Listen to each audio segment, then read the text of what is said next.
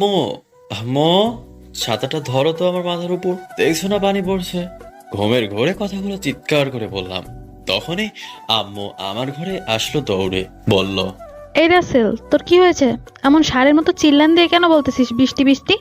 অনেকের রাগী গলায় বলল। আর আমি তখন পাশে তাকিয়ে দেখলাম আমার পিচ্চি বোনটা বালতি হাতে দাঁড়িয়ে আছে। ও আচ্ছা, তাহলে এটাই বৃষ্টি পড়ার উৎস। আম্মু দেখো না, আমি বৃষ্টির পানিতে ভিজে গিয়েছি। পাশ থেকে রিয়া বলে উঠলো, আপনাদের তো আমার পরিচয়টা দেওয়া হলো না। আমাকে তো সবাই চেনেন যারা আমার গল্প পড়েন, তাই আর দিলাম না। আমার বাবা কৃষক, মা গৃহিণী, আর ছোট বোনের নাম রিয়া। ও ক্লাস 10-এ পড়ে, খুবই দুষ্টু, আর আমাকে ছাড়া তো কিছুই বোঝে না। অনেকই তো কথা হলো, এবার গল্পে ফেরা যাক। আম্মু ভাইয়া রাতে বলেছিল তার নাকি আজকে তাড়াতাড়ি কাজে যেতে হবে আর তার জন্য সকাল সকাল ডেকে দিতে, কিন্তু আমি অনেক সময় ডাকার পরেও ভাইয়া উঠতেছিল না, দেখেই বৃষ্টির ব্যবস্থা করতে হলো। আম্মুকে বালতি দেখিয়ে বলল, তোদের দুজনকে নিয়ে আমার হয়েছে যত জ্বালা। একটা মুহূর্তের জন্য চুপ থাকতে পারিস না, আবার কেউ কাউকে ছাড়া থাকতেও পারিস না। অনেক হয়েছে, এখন উঠে ফ্রেশ হয়ে খাবার খেয়ে কলেজে যা। আচ্ছা আম্মু তুমি যাও, আমি এখনই উঠছি। তারপর আমি উঠে ফ্রেশ হয়ে কাজে চলে আসলাম। ও আচ্ছা, আপনাদের বলি আমি কি কাজ করি। চলো, আমি একটা দোকানে কাজ করি। দেখছেন, আপনাদের সাথে কথা বলতে বলতে আমার মালিকের ডাক পড়ে গেল। রাসেল, তাড়াতাড়ি এই লিস্টের সব মালামাল বুঝিয়ে দে তো। আর দেখিস কোনো ভুল যেন না হয়। তারপর আমি রহিম চাচার কথা মতো সব লিস্টগুলো করে দিই। তারপর সেখানকার কাজ শেষ করে আমি আরেকটা কাজে চলে আসি। বুঝলেন না তো, আমি তাকে পছন্দ করি সেখানে। চলুন আস্তে আস্তে বুঝতে পারবেন। আমি তাকে ভালোবাসলেও সে আমাকে ভালোবাসে না। কেন ভালোবাসে না তা জানি না। আপনাদের সাথে কথা বলতে বলতে আমার ক্রাশ প্রাইভেট থেকে তার বান্ধবীদের সাথে আসছে। পরনে নীল থ্রি পিস, হাতে কাচের চুড়ি, লম্বা লম্বা চুলগুলো বেনি করা, মনে হয় একটা পরি ফুল করে পৃথিবীতে রেখে গিয়েছে।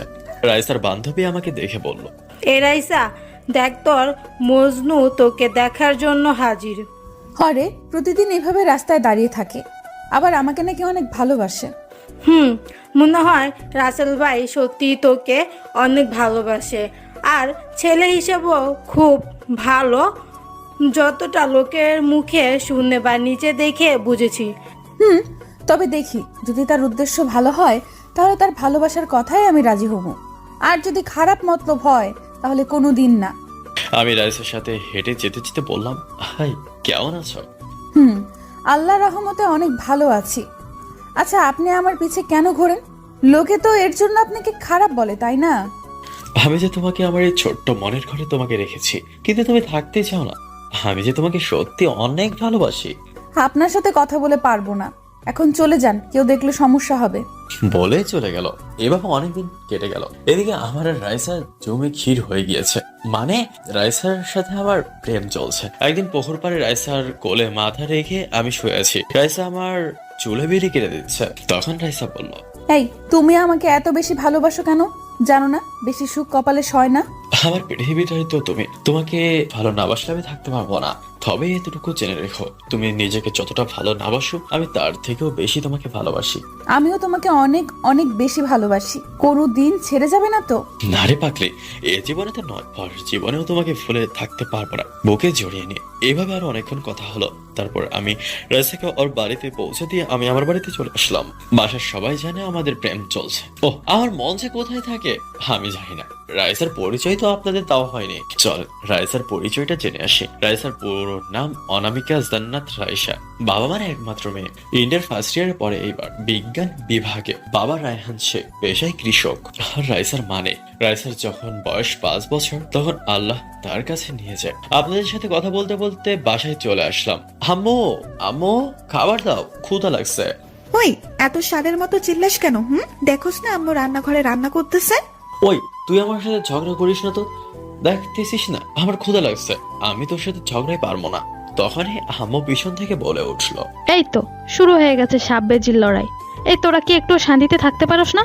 আর রিয়া, তুইও না কেমন দেখছিস, ওর ক্ষুধা লেগেছে তাও এমন করছিস। আম্মু তুমি আমার কলেজা, তুমি কেন বোঝো না আমি তোমাকে ছাড়া থাকতে পারি না। একটু অভিমানে শুনে বললাম। আচ্ছা বাবা, আমার ভুল হয়ে গেছে, এবার এসে খেয়ে নে তাড়াতাড়ি। তারপর খাওয়া দাওয়া শেষ করে রুমে চলে আসলাম। বিছানায় গায়ে এলিয়ে দিলাম। মনটা ছটফট ছটফট করছে রাইসার সাথে কথা বলার জন্য। কি আর করার, ওর তো মোবাইলও নেই, তাই কথাও বলতে পারবো না। এসব ভাবতে ভাবতে কখন যে ঘুমিয়ে গিয়েছি সেদিকে খেয়ালই নেই। খেয়াল হলো পরের দিন ফজরের আজানের শব্দে নামাজ পড়তে গেলাম। তারপর সকালে খাবার খেয়ে দোকানে চলে আসলাম। তখন রাইসা আমার সাথে দেখা করতে চলে এসেছে। তোমার সাথে আমার জরুরি কিছু কথা আছে, এদিকে আসো। আমি তো অবাক হলাম, এত কি জরুরি কথা যে ও চলে এসেছে। তারপর আমি রহিম চাচাকে বলে রাইসার সাথে দেখা করতে চলে আসলাম। হ্যাঁ মেরে যান, বলো কি জন্য আসলে? শোনো, আমার না কালকেই পরীক্ষার ফর্ম ফিল আপের লাস্ট ডেট। বাবাও কোনোভাবে টাকা জোগাড় করতে পারছে না, দেখে বলতেছে পড়াশোনা না করতে।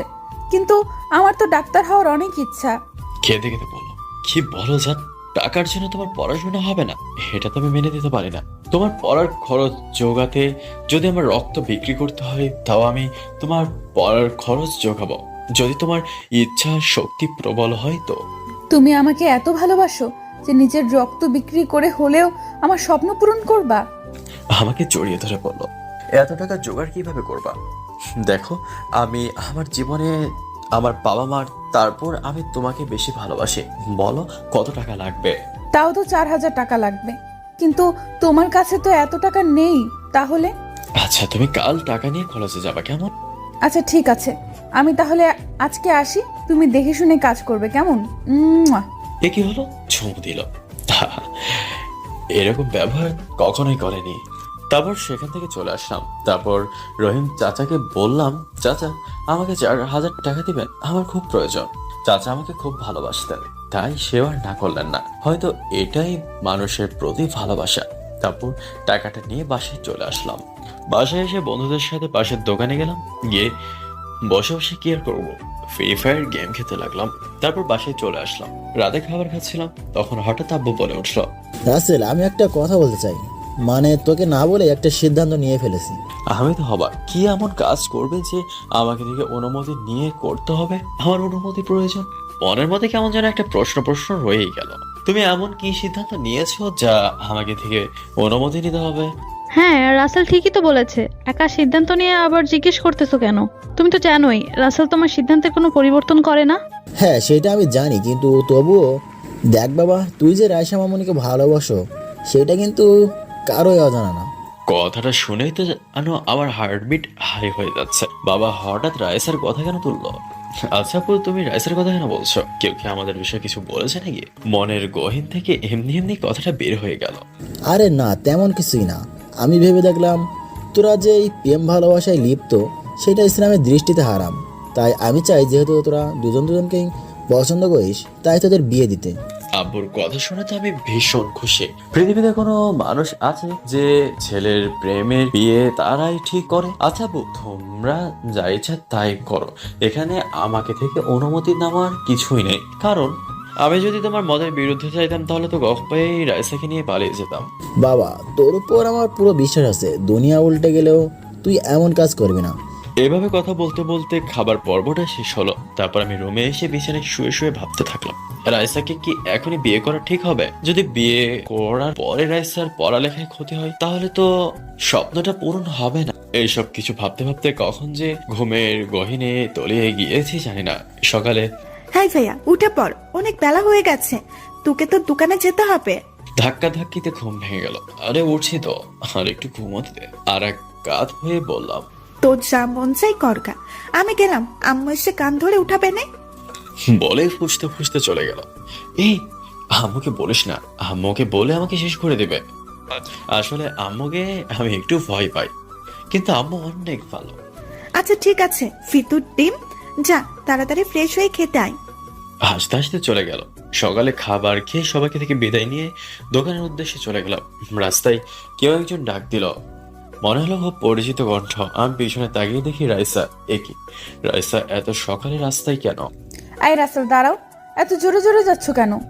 অনেকটা হাঁপাতে হাঁপাতে বলো, আরে আমি দোকানে যাচ্ছি, লেট হয়ে গেলে বকা খেতে হবে, তাই এত সকালে কি? তোমার মনে নেই আমার আজকে লাস্ট ডেট ফর্ম ফিল আপের?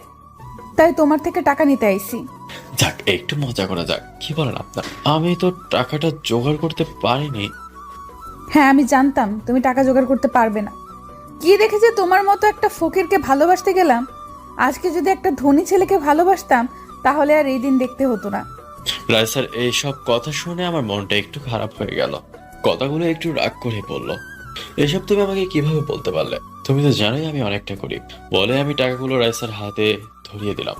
তোমার স্বপ্নগুলো সব আমার, তার জন্য যদি আমার কিডনি বিক্রি করতে হয় তাই করব বলে চলে আসলাম সেখান থেকে। তাকে আর কোনো কথা বলার সুযোগ না দিই। কি বলবো বলুন, কথা তো ঠিকই বলেছে। আর যদি তার কোনো একটা ধনী বয়ফ্রেন্ড থাকতো তাহলে তার আর কষ্ট করতে হতো না টাকার জন্য। দেখ রাইসা, তুই কিন্তু আজকে ভাইয়ার সাথে খুব খারাপ ব্যবহার করলি। সে কিন্তু তোর টাকা ঠিকই জোগাড় করেছে, তার যতটা কষ্ট হোক না কেন। হ্যাঁ রে, আমার তখন টাকার চিন্তায় মাথা ঠিক ছিল না, তাই যা নয় তাই বলেছি। ও খুব কষ্ট পেয়েছে, কারণ ও সহজে মন খারাপ করে না। ওর থেকে ক্ষমা চেয়ে নিতে হবে। তাই করিস। যাদের নিজের সংসার চালাতেই হিমশিম খায়, আর সেই কি না তোর স্বপ্ন পূরণের দায়িত্ব নিছে, তাও তুই কষ্ট দিস। আমি হলে তো মাথায় তুলে রাখতাম। শোন, মাথায় তুলে রাখলে যদি পরে ভুলে যায় তখন কি হবে? তাই মাথায় না তোলাই ভালো। তোর সাথে কথায় পেরে উঠবো না, তাই চল কথা বাদ দিয়ে বাসায় যাই। আমি আর দোকানে এসে গিয়েছি, কোনো কাজে মন দিতে পারছি না, শুধু রাইসার বলা কথাগুলো মনে পড়ছে। তখনই এ রাসেল, তোর আজকে কি হয়েছে? শরীর খারাপ নাকি? সে সকাল থেকে দেখছি কেমন করতেছিস, আমার দিকে তাকিয়ে বল। না চাচা, তেমন কিছু না, আমি ঠিক আছে, এই আর কি। না, কোনো কিছুই ঠিক নাই। তোর আজকে আর দোকান করতে হবে না, তুই বরং বাড়িতে চলে যা, আজকে তোর ছুটি। আসলে আমাকে অনেক বেশি ভালোবাসে। তারপর দোকান থেকে বাসায় চলে আসছি, তখন রাইসা আমার সামনে এসে দাঁড়িয়ে পড়লো। জান, আমি খুব দুঃখিত। আমার তখন মাথা ঠিক ছিল না টাকার চিন্তায়। আমাকে ক্ষমা করে দাও প্লিজ। আরে তোমার কোনো দোষ ছিল না, সব দোষ তো আমারই। চলো না আমরা আজকে একটু ঘুরে আসি। তোমার হাতে হাত রেখে পায়ে পা মিলিয়ে পথ চলতে পারি না? রাইসার কথায় সব রাগগুলো পানি করে ফ্রিজে রেখে ঘুরতে চলে গেলাম। আমাদের ঘোরার সম্বলধর মোটরসাইকেল না, তাই রিক্সায় যেতে হবে। তারপর একটা রিক্সা ডেকে দুজনে উঠে বসলাম। এই, তুমি এত ওইদিকে বসতেছো কেন? পড়ে যাবে তো। আমার দিকে চেপে বসো। বিয়ের আগেই আমি বিধবা হতে চাই না। যাক, আল্লাহ তাআলার কাছে অনেক শুকরিয়া যে আমার জন্য কেউ একজন এত ভাবে। এই জীবনের প্রথম কারোর সঙ্গে ঘুরতে বের হলাম। তারপর আমরা একটা পার্কে আসলাম। পার্কে এসে একটা গাছের নিচে বসে আছি। আমি রাইসাকে বাদাম ছুলিয়ে দিচ্ছি আর রাইসাও আমাকে ছুলিয়ে দিচ্ছে। আহা, জমে ক্ষীর। তখনই আব্বুর বলা কথাগুলো মনে পড়লো। আমি রাইসাকে বললাম, আচ্ছা রাইসা, আমি একটা কথা বলবো। হ্যাঁ বলো, কি বলতে চাও? আমি তোমার কথা মতোই চলে আসলাম তোমার কাছে। তিনি চান আমাদের বিয়ে দিয়ে দিবেন, তিনি আর চান না আমরা এই হারাম প্রেমে লিপ্ত থাকি। আমার কথা শুনে রাইসার মুখটা কেমন যেন হয়ে গেল। কি বলো এসব? তোমার মাথা ঠিক আছে তো, নাকি নেশা করে এসেছো? আমি এখন কোনো বিয়ে করলে আমার পড়ালেখার কি হবে? আর আমার ছোট থেকে দেখে যাওয়ার স্বপ্নটাও ভেঙে চুরমার হয়ে যাবে। হ্যাঁ, রাইসা কথাটা ঠিকই বলেছে। আচ্ছা রাইসা, বিয়ে পর তো পড়ালেখা করা যায়। শোনো, আমি এখন তোমাকে বিয়ে করতে পারবো না। তোমার সুখের জন্য আমি আমার সুন্দর ভবিষ্যৎকে গলা টিপে হত্যা করতে পারবো না। রাইসার কথা শুনলে আমার গলাটা শুকিয়ে আসলো। ভালোবাসতে পারবে কিন্তু বিয়েটা করতে পারবে না। আচ্ছা রাইসা, আমি তো তোমাকে বিয়ে করে আমার বাড়িতে নিয়ে আসছি না, তাহলে কি সমস্যা? শোনো, এখন যদি শুধু কাবিন করে রাখো তাহলে আমি রাজি আছি। আর যদি বিয়ের কাজ পুরোপুরি কমপ্লিট করতে চাও তাহলে এই বিয়ে করতে পারবো না। এটা আমার শেষ কথা। বলেই হন হন করে আমার কথা না শুনে বা আমাকে বাধা না দিয়ে চলে গেল। আচ্ছা রাইসা তো আমাকে ভুলে যাবে না, এসব কথা ভাবছি আর রাস্তা দিয়ে হাঁটছি। তখনই আমার নাম ধরে কেউ একজন ডাকলো। পেছনে তাকিয়ে দেখি আমার বন্ধু হালিম। কিরে মামা, এত চিন্তা করতেছিস কেন? রাস্তায় যদি অ্যাক্সিডেন্ট করিস তাহলে? আরে বলিস না, একটা চিন্তায় আছি, কি করলে ঠিক হবে বুঝতে পারছি না। সব খুলে বলতো, কি হয়েছে তোর যার জন্য এতটা চিন্তা করতেছিস? তুই তো জানিস রাইসাকে আমি আমার জীবনের থেকেও বেশি ভালোবাসি। হ্যাঁ, এই কথাটা শুধু আমি কেন, এই গ্রামের প্রায় সব মানুষেরাই জানে। আর রাইসাও তো তোকে অনেক ভালোবাসে, দুই পরিবার সবাই রাজিও আছে। তাহলে সমস্যা কোনখানে? আরে সেইটাই তো চিন্তা। বাবা বলছে এখন বিয়ে দিয়ে দিবে, কিন্তু রাইসা বলছে সে এখন শুধু বিয়ের কাবিনটাই করে রাখ। আরে গাধা, এত চিন্তা করতে হবে না। তার পড়ালেখায় ক্ষতি হবে ভেবে এই কথা বলেছি। তুইও তো ওর স্বপ্নকে বাঁচিয়ে রাখতে শুধু কাবিন করেই রাখ, তখন তো রাইসা আমাদের ভাবি হয়েই গেল, আর হারিয়ে তো যাচ্ছে না। তারপর তার সঙ্গে কথা বলে বাসায় চলে আসলাম। বাসায় এসে খাওয়া দাওয়া করে পাশের দোকানে গেলাম। উদ্দেশ্য ফ্রি ফায়ার খেলবো, সব বন্ধুরা মিলে প্রায়ই খেলি। তারপর ফ্রি ফায়ার অনেকক্ষণ খেলে যমুনার ধারে কিছুক্ষণ ঘুরলাম, তারপরে বাসায় চলে আসলাম। তাই পিচ্ছি, এখন কি টিভি দেখার সময় নাকি? দেখতেছিস না একটু পর মাগরিবের আজান দিবে, মাথায় কাপড় দে। একটু ঝাড়ে দিয়েই বললাম, ভাইয়া আমি তো জানি আর আমার ভালোর জন্যই বললি, তাই ঠিক আছে। এই জন্য কালকে আমার জন্য কোন আইসক্রিম নিয়ে আসবি? আরে বাবা, উপকার করে আমার পকেটটা ফাঁকা করলাম। যাক, ছোট বোন তো একটু খাবেই। তারপর রাতে খাবারের সময় বসে রাইসের সাথে বলা কথাগুলো বললাম। আপনারা তো জানেন, তাই আর বললাম না। এটা কেমন কথা? বিয়ে করেও তো পড়ালেখা করতে পারবে, যেহেতু সে পড়াতে চায় আর গরিব ঘরের বউ হয়ে আসবে, এ তো পড়ে কি হবে? আব্বু, আজকের যুগে পড়ালেখা না করে কি কোনো উপায় আছে? হোক সে গরিব বা ধনী, আজ পড়ালেখায় হচ্ছে জাতির মেরুদণ্ড। রাসেল তো ঠিকই বলেছে। আমার রিয়াকে পড়াইতেছি, তাহলে রাইসা কেন পড়বে না? ভাগ্য খারাপ তাই ব্রেন ভালো থাকা সত্ত্বেও টাকার অভাবে আমার ছেলেকে পড়াতে পারি নাই। আম্মু একটু কান্না করে বলল, আম্মু তুমি কান্না করবে না, কিন্তু বলে দিলাম সব আমাদের কপালেই ছিল। আর সব থেকে ভালো কথা, আল্লাহ যা করে সবার ভালোর জন্যই করে। আর ভাবি যখন চাচ্ছে এখন বিয়ের কাজ পুরো না করে শুধু কাপেন করে রাখতে, তাহলে সবার সাথে কথা বলে সেটাই করো। এই তো আমার পড়ালেখা জানা মিষ্টি মেয়ে ভালো একটি সিদ্ধান্ত নিয়েছে। তারপর খাওয়ার পর্ব শেষ করে ঘুমাতে গেলাম। পরের দিন সকালে উঠে নিয়মিতর মতো কাজে চলে গেলাম। খাবার খেয়ে এখন একটু ওভার টাইম কাজ করতে হয়, কারণ রাইসার পড়ালেখার খরচ আমাকে জোগাড় করতে হয়। আচ্ছা রাসেল, তোর বাবা আমাকে বলল তোর নাকি বিয়ে ঠিক করেছে রায়হানের মেয়ে রাইসার সাথে, তাও শুধু কাবিন করে রাখবে বলে। আসলে চাচা, আপনি ঠিকই শুনেছেন। আসলে বিয়ের কাজটা সরাসরি করতাম, কিন্তু এখন কাবিন করে রাখতে চাচ্ছি, কারণ ওর পড়ালেখাটা শেষ হওয়ার পর্যন্ত অপেক্ষা। শোন, ও পরে সেটা ভালো কথা, কিন্তু বিয়ের পরেও তো পড়াশোনা করতে পারবে। দেখিস পরে যেন তোকে ফাঁকি না দেয়। কি যে বলো না চাচা, রাইসা আমাকে অনেক ভালোবাসে, আমাকে ছাড়া থাকতেই পারবে না। শোন রাসেল, ভালোবাসা এমন একটা জিনিস যা দেখা যায় না, পরিমাণ কত কিন্তু ঠিকই অনুভব করা যায়।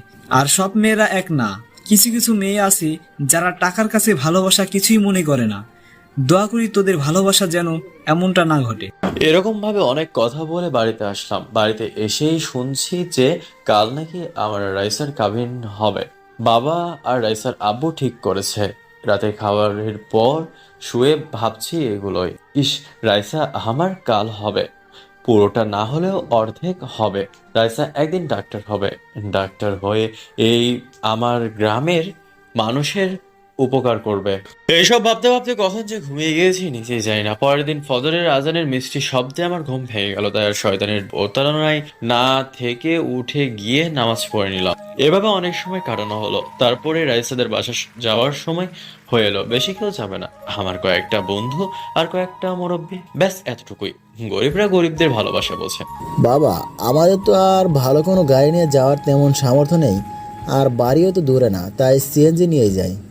বাবা, মন খারাপ করো না, আমি এতটুকুতেই খুশি। আর হেলিকপ্টার নিয়ে যাওয়ার সামর্থ্য নেই, তাই আমি এতটুকুতেই খুশি।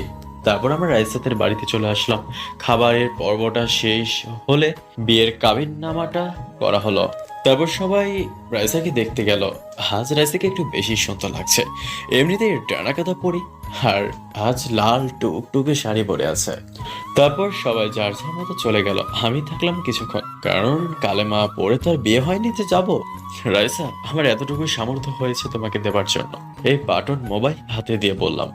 এই মোবাইল তুমি আমার জন্য এনেছো? এতটুকুই বললো, আর কিছু বললো না। হয়তো মোবাইলটা পেয়ে খুশি হয়নি, আর খুশি হবেই বা কি করে? এই যুগে সবাই স্ক্রিন টাচ মোবাইল ইউজ করে, আর আমি বাটন ফোন দিলাম। আচ্ছা রাইসা, যাও এখন তোমার ড্রেসটা পরিবর্তন করে আসো। জানি তোমার এগুলো পরে থাকতে খুব কষ্ট হচ্ছে, খুব ভারী লাগছে, সাথে কিছু জুয়েলারি। আচ্ছা যাচ্ছি। মনটা ভার করে পড়লো, মনে হচ্ছে তার মনের মধ্যে অনেক কষ্ট লুকিয়ে আছে। আমিও ভাবলাম বিয়ের দিন হয়তো একটু করবেই। এইসব ভাবতেছি, তখনই আমার শ্বশুর আব্বা হেসে আমার কাছে, বাবা, জীবনে আমার মেয়েটা ছোট থেকে মায়ের আদর পায়নি। আমি অনেক যত্ন করে বড় করেছি, কখনো কষ্ট পেতে দেইনি। নিজে না খেয়ে থেকেছি, তবুও মেয়েকে না খেয়ে রাখিনি। দয়া করে আমার মা মরা মেয়েটাকে কোনোদিন কষ্ট দিও না। কেঁদে কেঁদে বলল, আসলে বাবা আর মা নামক এমনই হয়, নিজেদের কষ্ট সহ্য করবে কিন্তু নিজের ছেলে মেয়েদের কষ্ট সহ্য করবে না। বাবা এভাবে বলেন না, রাইসাকে আমি কোনোদিনও কষ্ট পেতে দিব না। বলার সাথে সাথে বাবা আমাকে তার বুকে জড়িয়ে নিল। এভাবে অনেকক্ষণ থাকলাম, তারপরে রাইসাদের বাসা থেকে আমাদের বাসায় আসার জন্য রওনা দিলাম। শ্বশুর বাড়ি থেকে বের হয়ে রাস্তা দিয়ে হেঁটে আসতেছি। আপনারা আবার যেন ভেবেন না যে কিপটা। আসলে রাইসাদের বাসা আর আমাদের বাসা একই গ্রামে, তাই গাড়িতে আসতে হয় না, রাস্তা দিয়ে আসছি। তখন রাস্তায় দেখতেছি একটা গাড়ি অ্যাক্সিডেন্ট করেছে। সবাই দাঁড়িয়ে দাঁড়িয়ে তামাশা দেখছে আর অনলাইনে ভিডিও করছে সোশ্যাল মিডিয়াতে ফেমাস হওয়ার জন্য। আসলে আমাদের যুগটা এমনই, তাই না? সবাই নিজেদের সম্মান নিয়ে পড়ে থাকে। আমি এগিয়ে গেলাম। আচ্ছা ভাই, এখানে একটা লোক অ্যাক্সিডেন্ট করেছে, আপনারা তাকে সাহায্য না করে আপনারা মজা নিচ্ছেন। আমি একটা লোককে উদ্দেশ্য করে বললাম, দেখুন ভাই, আমি এই লোকটাকে সাহায্য করি আর পুলিশ এসে নানান রকমের কথা জিজ্ঞাসা করুক, এটা আমি চাই না। বলেই চলে গেল। আমি লোকটাকে গাড়ি থেকে বের করে তার নিঃশ্বাস চেক করে দেখলাম এখনো বেঁচে আছে। তাই আমি সেই লোকটিকে নিয়ে একটা গাড়ি ডাকলাম। তারপর লোকটির দিকে যখনই তাকাই তখন আমি তাকিয়ে তাকে দেখে অবাক হয়ে যাই, কারণ লোকটি নামকরা ডক্টর এবং বিজনেসম্যান শফিকুল ইসলাম। আমি বুঝতে পারছি না, এত বড় লোক তাও ইনি নিজে গাড়ি চালাচ্ছেন কেন। আমি তাড়াতাড়ি সিরাজগঞ্জের কোনো একটা হসপিটালে নিয়ে গেলাম, নিয়ে গিয়ে চিল্লাতে লাগলাম, ডক্টর ডক্টর কোথায় আছেন? আমার চিল্লি দেখে কিছু ডক্টর আর কিছু সেবিকা বের হয়ে আসলেন। এই এত জোরে জোরে ডাকতেছো কেন? জানো না এটা একটা হাসপাতাল? আমার উপর একটু রাগ দেখে, দেখুন ডাক্তার, এসব দেখার আগে এই লোকটাকে একটু দেখুন, অবস্থা খুবই খারাপ। তারপর শফিকুল ইসলামকে অপারেশন রুমে নিয়ে যাওয়া হয়। আমি তার পরিবারকে কিভাবে এখন খবর দেব? তখনই মনে পড়লো রাস্তায় একটা কার পড়ে আছে, সেখানে একটা নাম্বার লেখা। আমি তাড়াতাড়ি সেই নাম্বারটাতে কল দিলাম। কল হচ্ছে কিন্তু রিসিভ করছে না। একবার দিলাম, কেটে গেল। দ্বিতীয়বার দাওয়াতেই রিসিভ হলো। হ্যালো, আসসালামু আলাইকুম, কে বলছেন?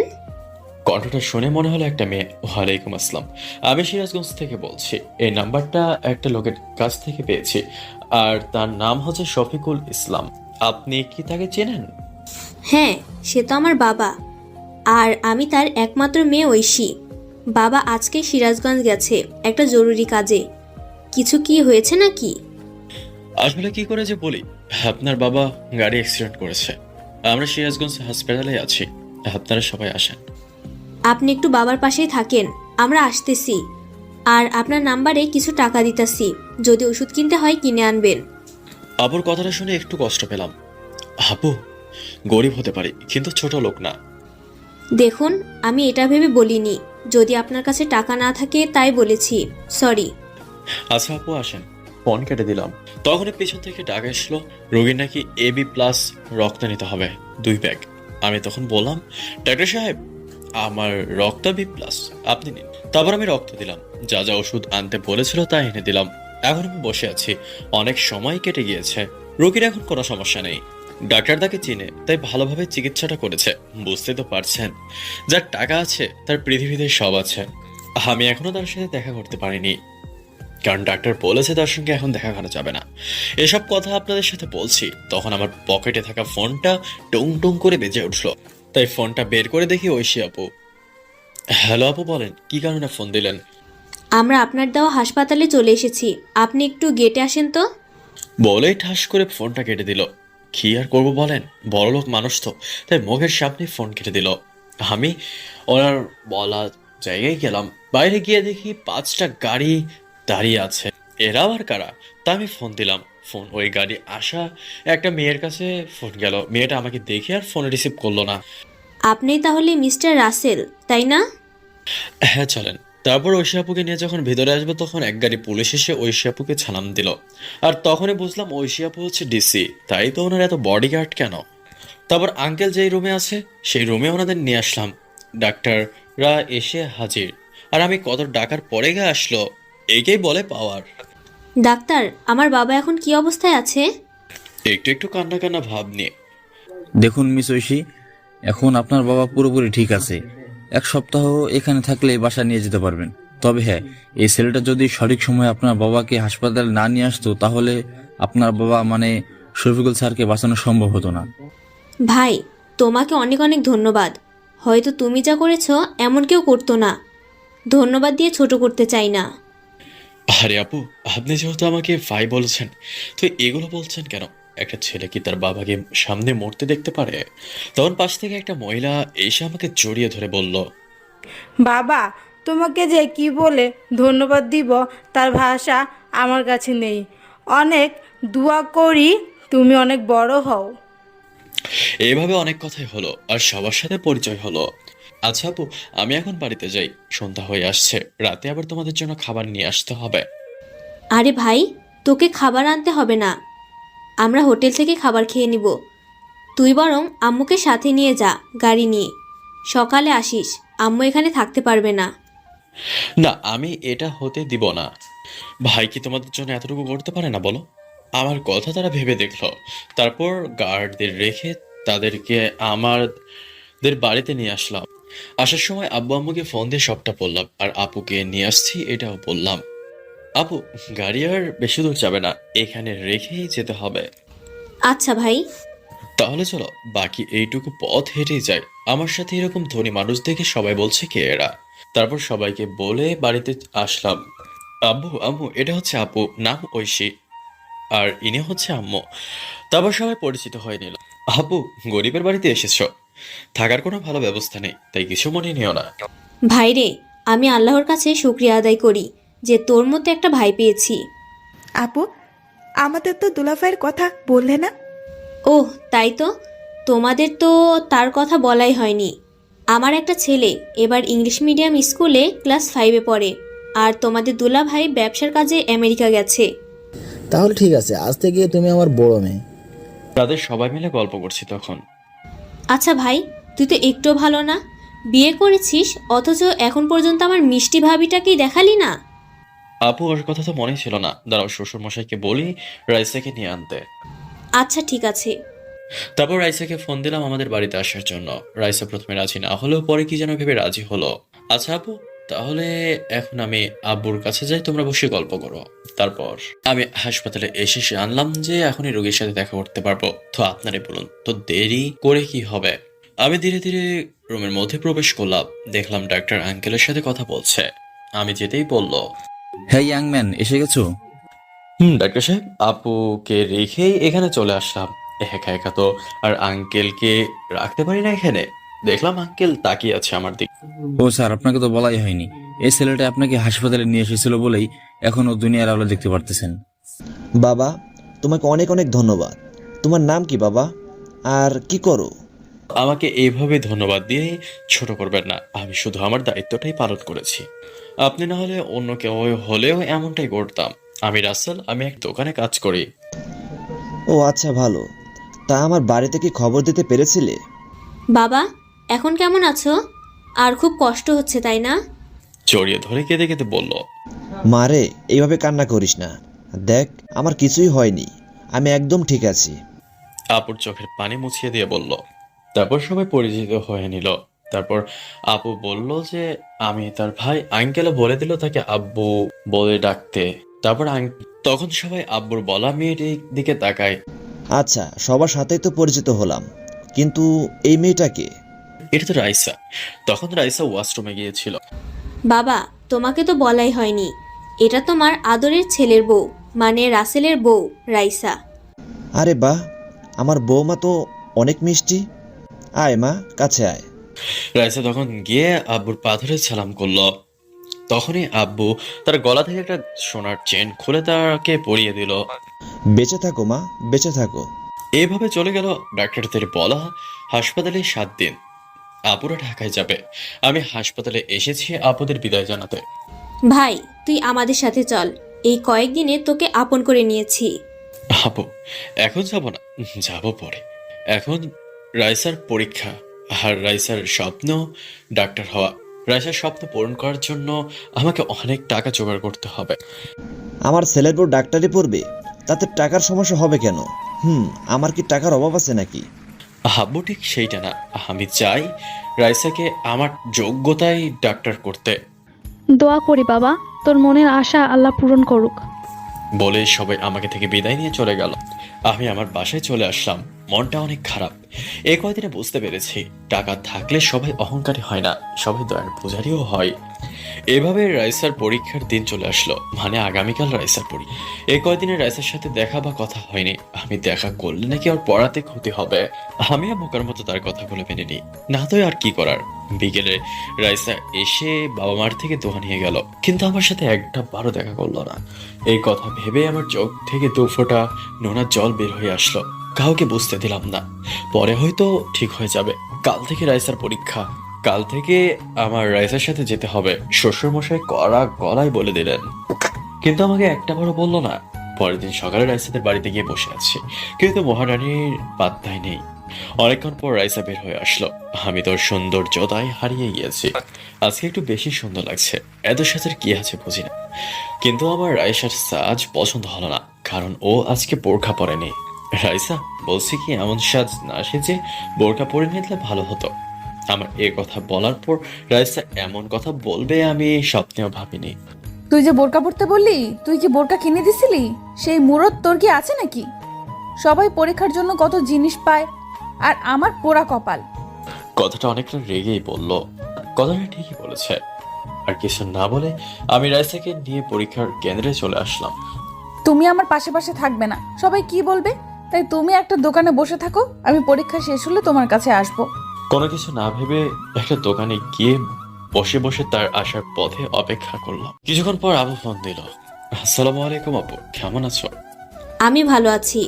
ভাই, তোর কণ্ঠ এমন শোনা যাচ্ছে কেন? আমি আর আপুর কাছে রাইসার বলা কথাগুলো লুকাতে পারলাম না, সবকিছু খুলে বললাম। কি এত বড় কথা বলেছে তোকে?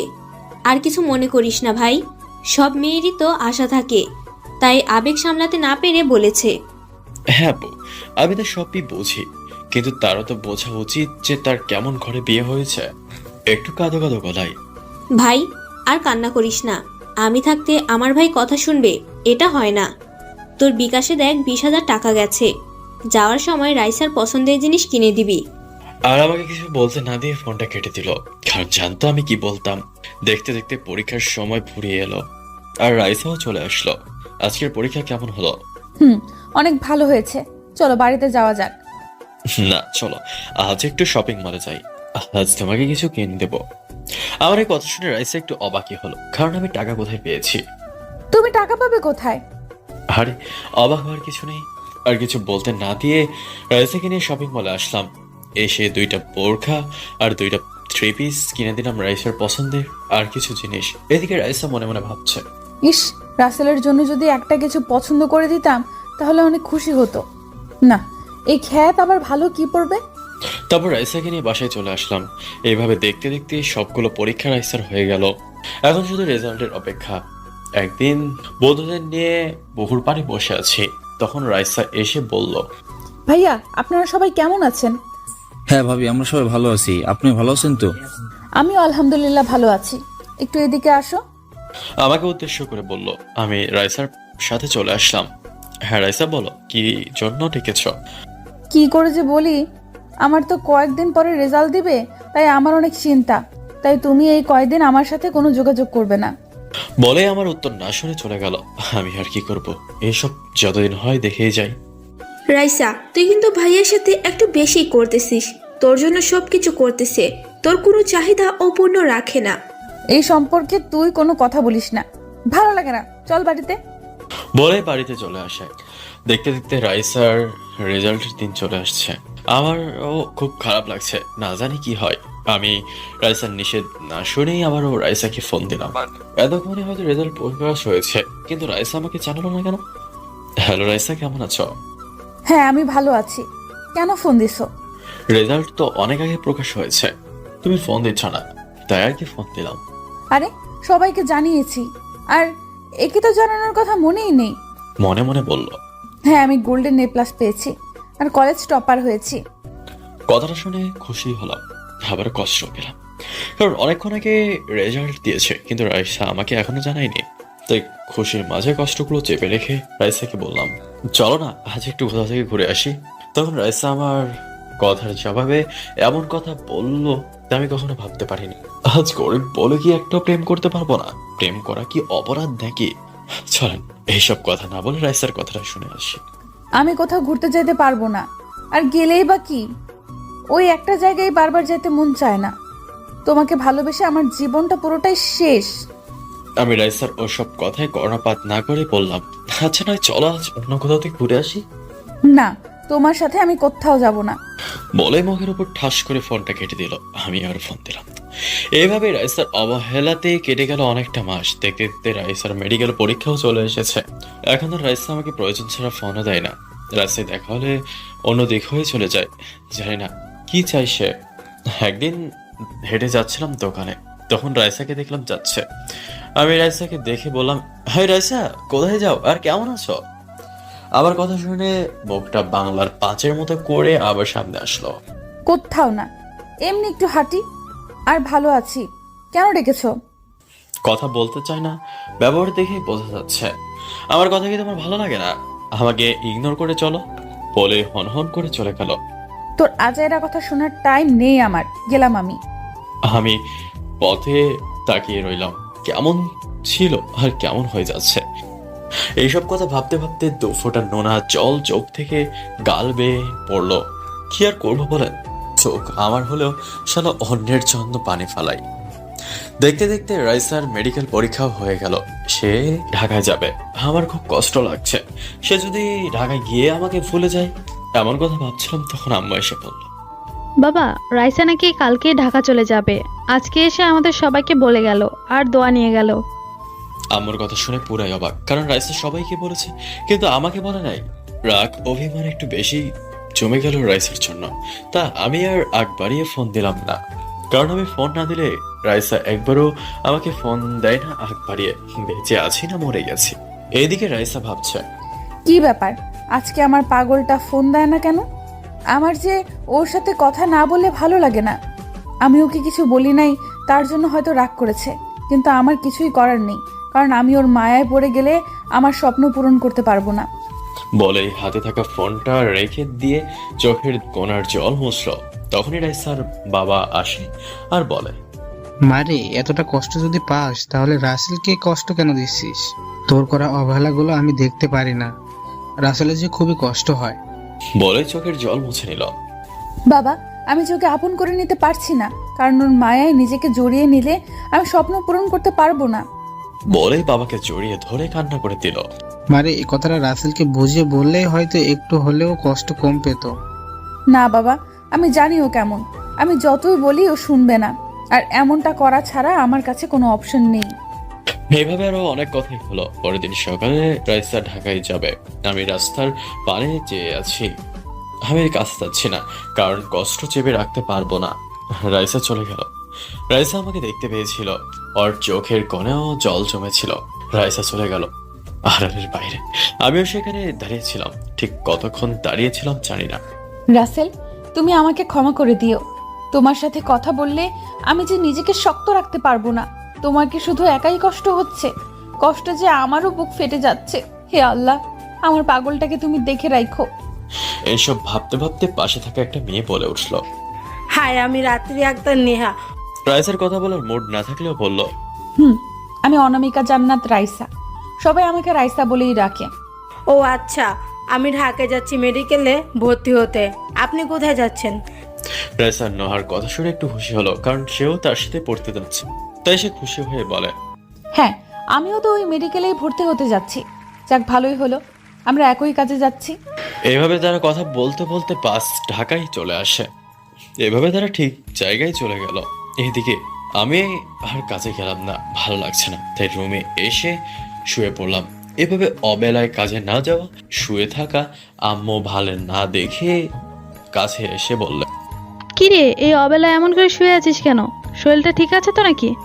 কপালে হাত রেখে, মা আমার কিছু হয়নি। রাইসার জন্য একটু মনটা খারাপ। যাওয়ার সময় একবারও মা আমাকে কিছু বললো না। বাবা, এভাবে ভেঙে পড়িস না।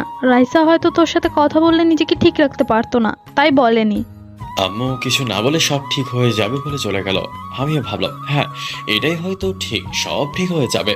আমি অযথা কষ্ট পাচ্ছি। কিন্তু রাইসার অবহেলার কথা মনে পড়ে আবার কষ্ট পেতে লাগলাম। এভাবে সব কষ্ট অভিমান পকেটে রেখে রাইসাকে আবার ফোন দিলাম। কিন্তু এ কি, কলে তো রিং হচ্ছে কিন্তু রিসিভ করছে না কেন? আবার ফোন দিতে রিসিভ করলো। আসসালামু আলাইকুম, কেমন আছো? ওয়ালাইকুম সালাম। আমি অনেক ভালো আছি, তুমি কেমন আছো? রাইসার এই কথা শুনে অনেকটা ভালো লাগলো, কারণ রাইসা আমাকে কখনো বলেনি যে তুমি কেমন আছো, তাই খুশিতে আত্মহারা। যাইতে কোনো অসুবিধা হয়নি তো? আর কোনো অসুবিধা হলে আমাকে বলবে। আরে আমার আসতে কোনো অসুবিধা হয়নি, আর অসুবিধা হলেই তোমাকে জানাবো। আচ্ছা, ভালো থেকো, আর ঠিক মতো খাওয়া দাওয়া করে, আর নিজের যত্ন নিও। আচ্ছা বাবা, আমি সব ঠিকঠাক মতোই করব। তোমার কথা না শুনে কি আর পারি, কারণ তুমি যে আমার পাগল একটা। বলেই একটা হাসি দিল। এইসব হাসি পেলে যেন বুকের সব কষ্ট দূর হয়ে যায়। আমি এইসব ভাবছি তখন। আচ্ছা এখন ফোন রাখি, হ্যাঁ, পরে আবার কথা বলবো। বলেই ফোন রেখে দিল। পাশ থেকে বলে উঠল, কি ম্যাডাম, কার সাথে এমন মিষ্টি সুরে কথা বললেন? বয়ফ্রেন্ড নাকি জামাই? ও আপনাদের বলে রাখি, নহা বিবাহিত আর রাইসার রুমেই থাকে। আরে কি যে বলো না, যার সাথে কথা বললাম সেই আমার বেঁচে থাকার উৎস, আমার কলিজা বয়ফ্রেন্ড, সাথে অর্ধেক স্বামী। অর্ধেক স্বামী কথা শুনে নহা কেমন করে রাইসার দিকে তাকালো, কারণ সে বুঝতে পারছে না অর্ধেক স্বামীর মানেটা কি। আরে এত মন দিয়ে ভাবতে হবে না, আমি জানি তুমি অর্ধেক স্বামী বলছি সেটা নিয়ে চিন্তায় আছো। আসলে আমার আর রাসেলের কাবিন হয়েছে, সেই জন্য বললাম সে আমার অর্ধেক স্বামী। ও আচ্ছা, আমি মনে হয় হাফ ছেড়ে বাঁচলাম। কি সাংঘাতিক চিন্তায় পড়েছিলাম। এভাবে তারা কথা বলল, আর এদিকে আমি গ্রামে বসে সময় কাটাচ্ছি। মা বাবা বোনের ভালোবাসা আর বন্ধু বান্ধবের হাসি কান্না দুঃখ ভালো লাগা ভালোবাসার মধ্যে, আর রাইসার ভালোবাসা দুঃখ কষ্ট অভিমানে, যাকে বলে একের মধ্যে সব। এভাবে অনেক দিন কেটে গেল, 1 বছর। রাইসার সঙ্গে শুধু ফোনে কথা বলি, আমি এর মধ্যে কখনো ঠেকাতে চাইনি বা রাইসাও গ্রামে আসেনি। অনেকদিন ধরে আপুর সঙ্গে কথা হয় না, তখনই আপুকে ফোন দিতে যাব যখন, তখনই আপু ফোন দিল। একেই বলে ভালোবাসার টান, একজন কল না দিতেই আর একজনের কল এসে হাজির। আসসালামু আলাইকুম আপু, তোমরা সবাই কেমন আছো? তোর সাথে কোনো কথা নাই, যা। তুই কবে থেকে কথা বলস না? আবার কত করে বললাম এসে দেখে যা, তাও আইলি না। অভিমানী কণ্ঠে বলল, আরে আপু, আমি তো তোমাদের কথা সব সময় মনে করি, আর যাবো এক সময়, আর তোমাদের সবাইকে আমি সব সময় দেখি। আমাদের কাছে আসলি না, তাহলে অল টাইম কি করে দেখলি শুনি? আপু, আমি তোমাদের হৃদয়ের সব জায়গায় সেজে রেখেছি, তাই সব সময় দেখতে পাই। এভাবে আর অনেকক্ষণ কথা বললাম।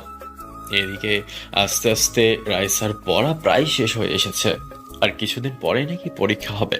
বলে রাখা ভালো, রাইসা আর আমার সাথে আগের মতো কথা বলে না, আমি কথা বলতে চাইলেও ইগনোর করে। আমি একদিন ফোন দিলাম, হ্যালো রাইসা, কেমন আছো? আমি ভালো আছি, আর আমি এখন কথা বলতে পারবো না, ফোন রাখো। একটু নরম সুরে বলল, তোমার সাথে অনেকদিন ধরে কথা হয় না, আজ একটু ভালো করে কথা বলো প্লিজ। এই শোন, তুই আমাকে যখন তখন ফোন দিবি না, আমার পড়াশোনার অনেক ক্ষতি হয়। তুই কি চাস আমার স্বপ্নটা তোর জন্য নষ্ট হয়ে যাক? রাইসার বলা কথা আমার কলেজায় এসে লাগলো। আমার সঙ্গে একটু কথা বলে নাকি তার পড়াশোনায় ক্ষতি হবে। জানি না এই মেয়ে আমার সাথে এমন কেন করে। এইসব কিছু ভাবছিলাম আর চোখের জল মুছছিলাম, তখনই পেছন থেকে আমার আদরের ছোট্ট বোনটা এসে বলে, ভাইয়া তুই কান্না করতেছিস কেন? এভাবে কান্না করিস না, তুই জানিস না আমি তোর চোখে জল দেখতে পারি না। আমার চোখের পানি মুছতে মুছতে বলল, কোথায় কান্না করছি বল? আমি কি কান্না করতে পারি? হয়তো চোখে কিছু একটা পড়েছিল, তাই এমনটা হচ্ছে। ভাই আমি ছোট বাচ্চা না যে আমাকে যা নয় তা বুঝালেই বুঝতে পেয়ে, আমি যথেষ্ট বুঝি। ভাবির জন্য কান্না করতেছিস তাই না? আসলে ভাই বোনের ভালোবাসাটা এমনই হয়, কারো কষ্ট কেউ দেখতে পারে না। বেঁচে থাকুক পৃথিবীতে হাজারো ভাই বোনের খুনসুটি ভালোবাসা। কি করব বল রাইসা, যে আমার সঙ্গে ভালোভাবে কথা বলে না, আমি কথা বলতে চাইলে আমাকে ইগনোর করে।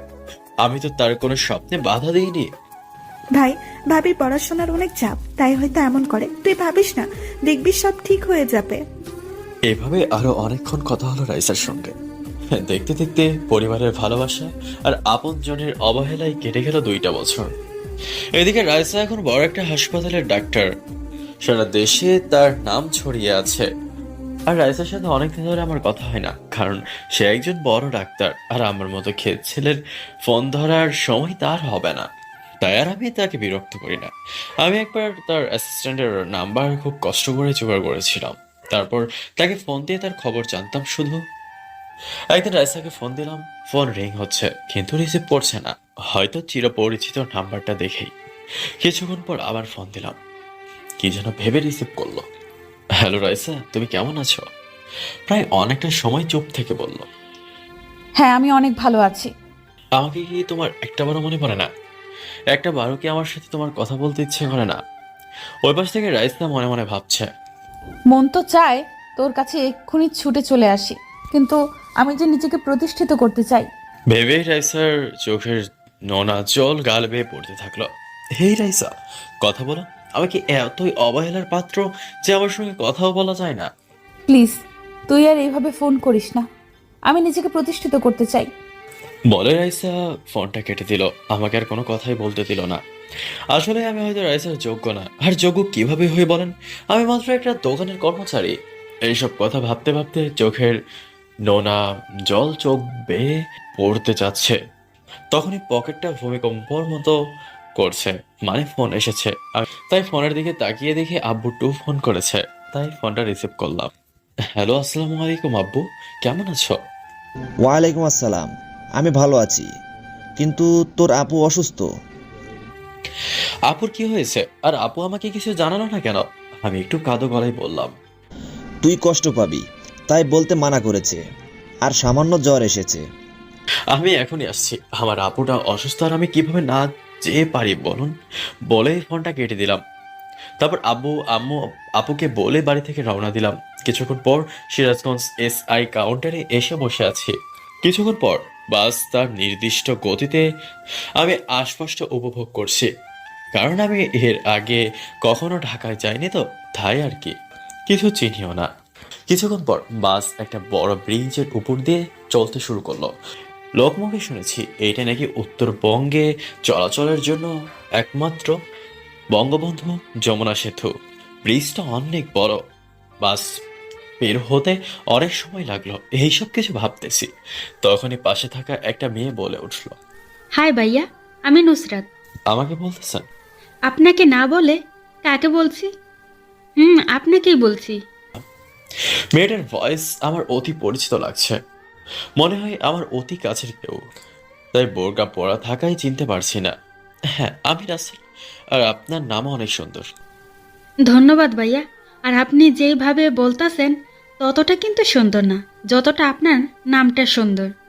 মনে মনে বলল, তোর কথা বলা আমি বের করব। মেয়েদের সাথে কথা বলতে খুব মজা লাগে, তাই না? আরে সেটা না, আসলে সুন্দর জিনিসকে তো সুন্দর বলাটাই উত্তম। আমিও সেইটাই বলেছি। আপনার সাথে কথায় পেরে উঠব না। বাই দ্য ওয়ে, কোথায় যাচ্ছেন? আমি ঢাকায় যাচ্ছি আপুর বাসায়। ওহ আচ্ছা, আমি ঢাকায় চাকরি করি আর বাড়িতে গেছিলাম, তাই আবার ফিরে যাচ্ছি ঢাকায়। মনে মনে বলল, তুই ঢাকায় যাচ্ছিস আর আমাকে বললি না? তোর ঘাড় তো আমি মটকাবই। এভাবে অনেক কথাই হলো। ইস, এরকম করে যদি রাইসা আমার পাশে বসে থেকে হাতে হাত রেখে কথা বলতো। এইসব কথা ভাবছি, তখনই কেউ একজন কানের কাছে এসে ডাকছে। তাকে দেখি হেল্পার মামা। আশেপাশে তাকিয়ে দেখি গাড়িতে কেউ নেই, ওই মেয়েটাও পাশে নেই। আসলে আপনাদের সাথে গল্প করতে করতে আমি ঘুমিয়ে গিয়েছিলাম। তারপর ওই জায়গা থেকে আমি চলে আসলাম।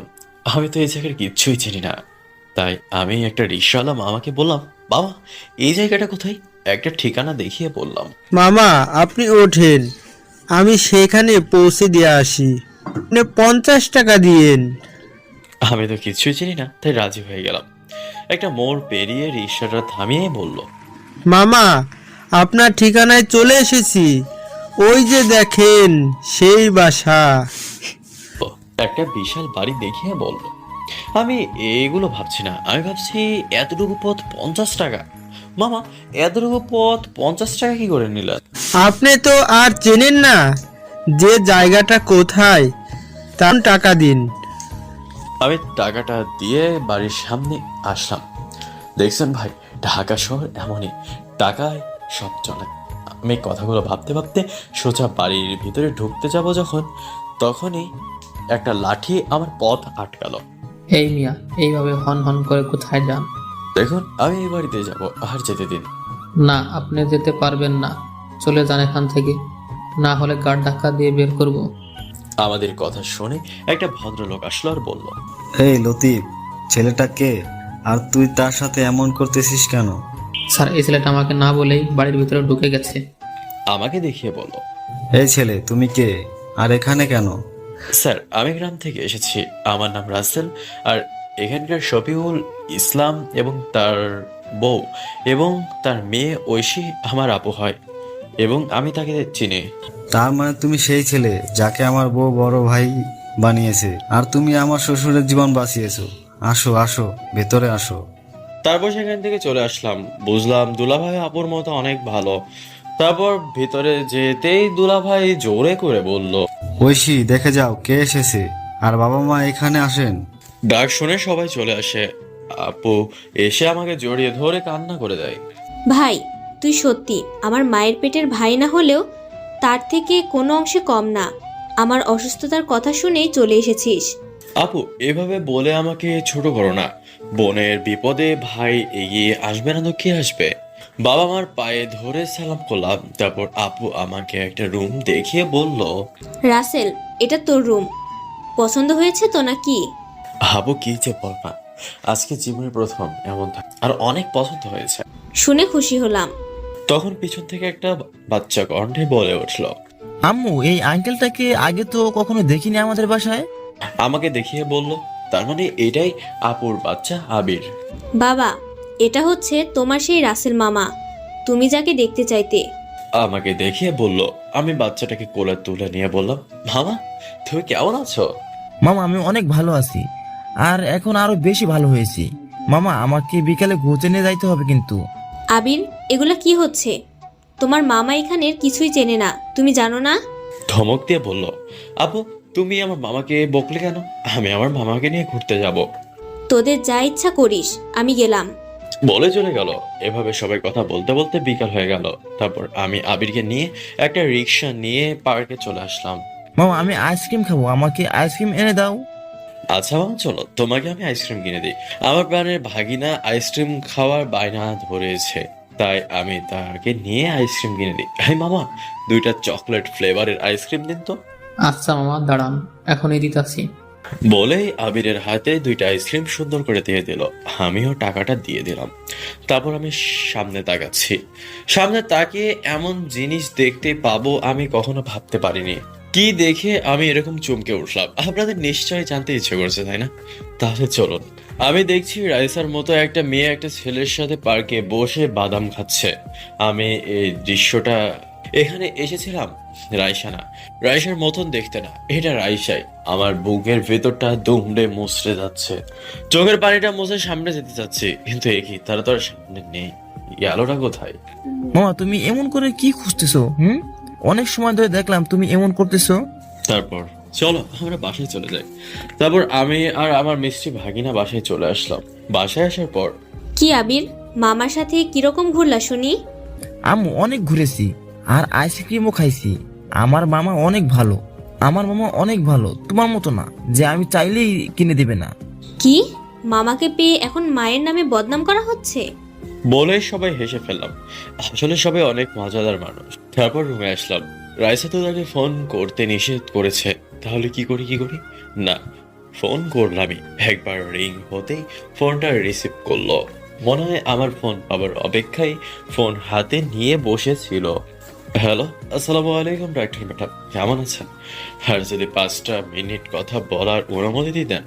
অপর পাশ থেকে রাইসা মনে মনে ভাবছে, রাসেল, তুমি কেন আমার সাথে এমন করে কথা বলতেছো সেটা আমি ভালো করেই জানি, কিন্তু আমার কিছু করার নেই। আমি প্রতিষ্ঠিত হওয়ার আগ পর্যন্ত তোমাকে আপন করে নিব না। মনে মনে বললো আর হাত দিয়ে চোখের জল মুছলো। ওয়ালাইকুম সালাম, আমি অনেক ভালো আছি। আজকে আবার কি কারণে ফোন দিয়েছো? তোমাকে বলেছি না ফোন দিবা না আমাকে? রাইসার কথা শুনে একটু না অনেকটাই কষ্ট পেলাম, কারণ রাইসা অনেক কথা বলেছে আমাকে, কিন্তু এরকম করে না।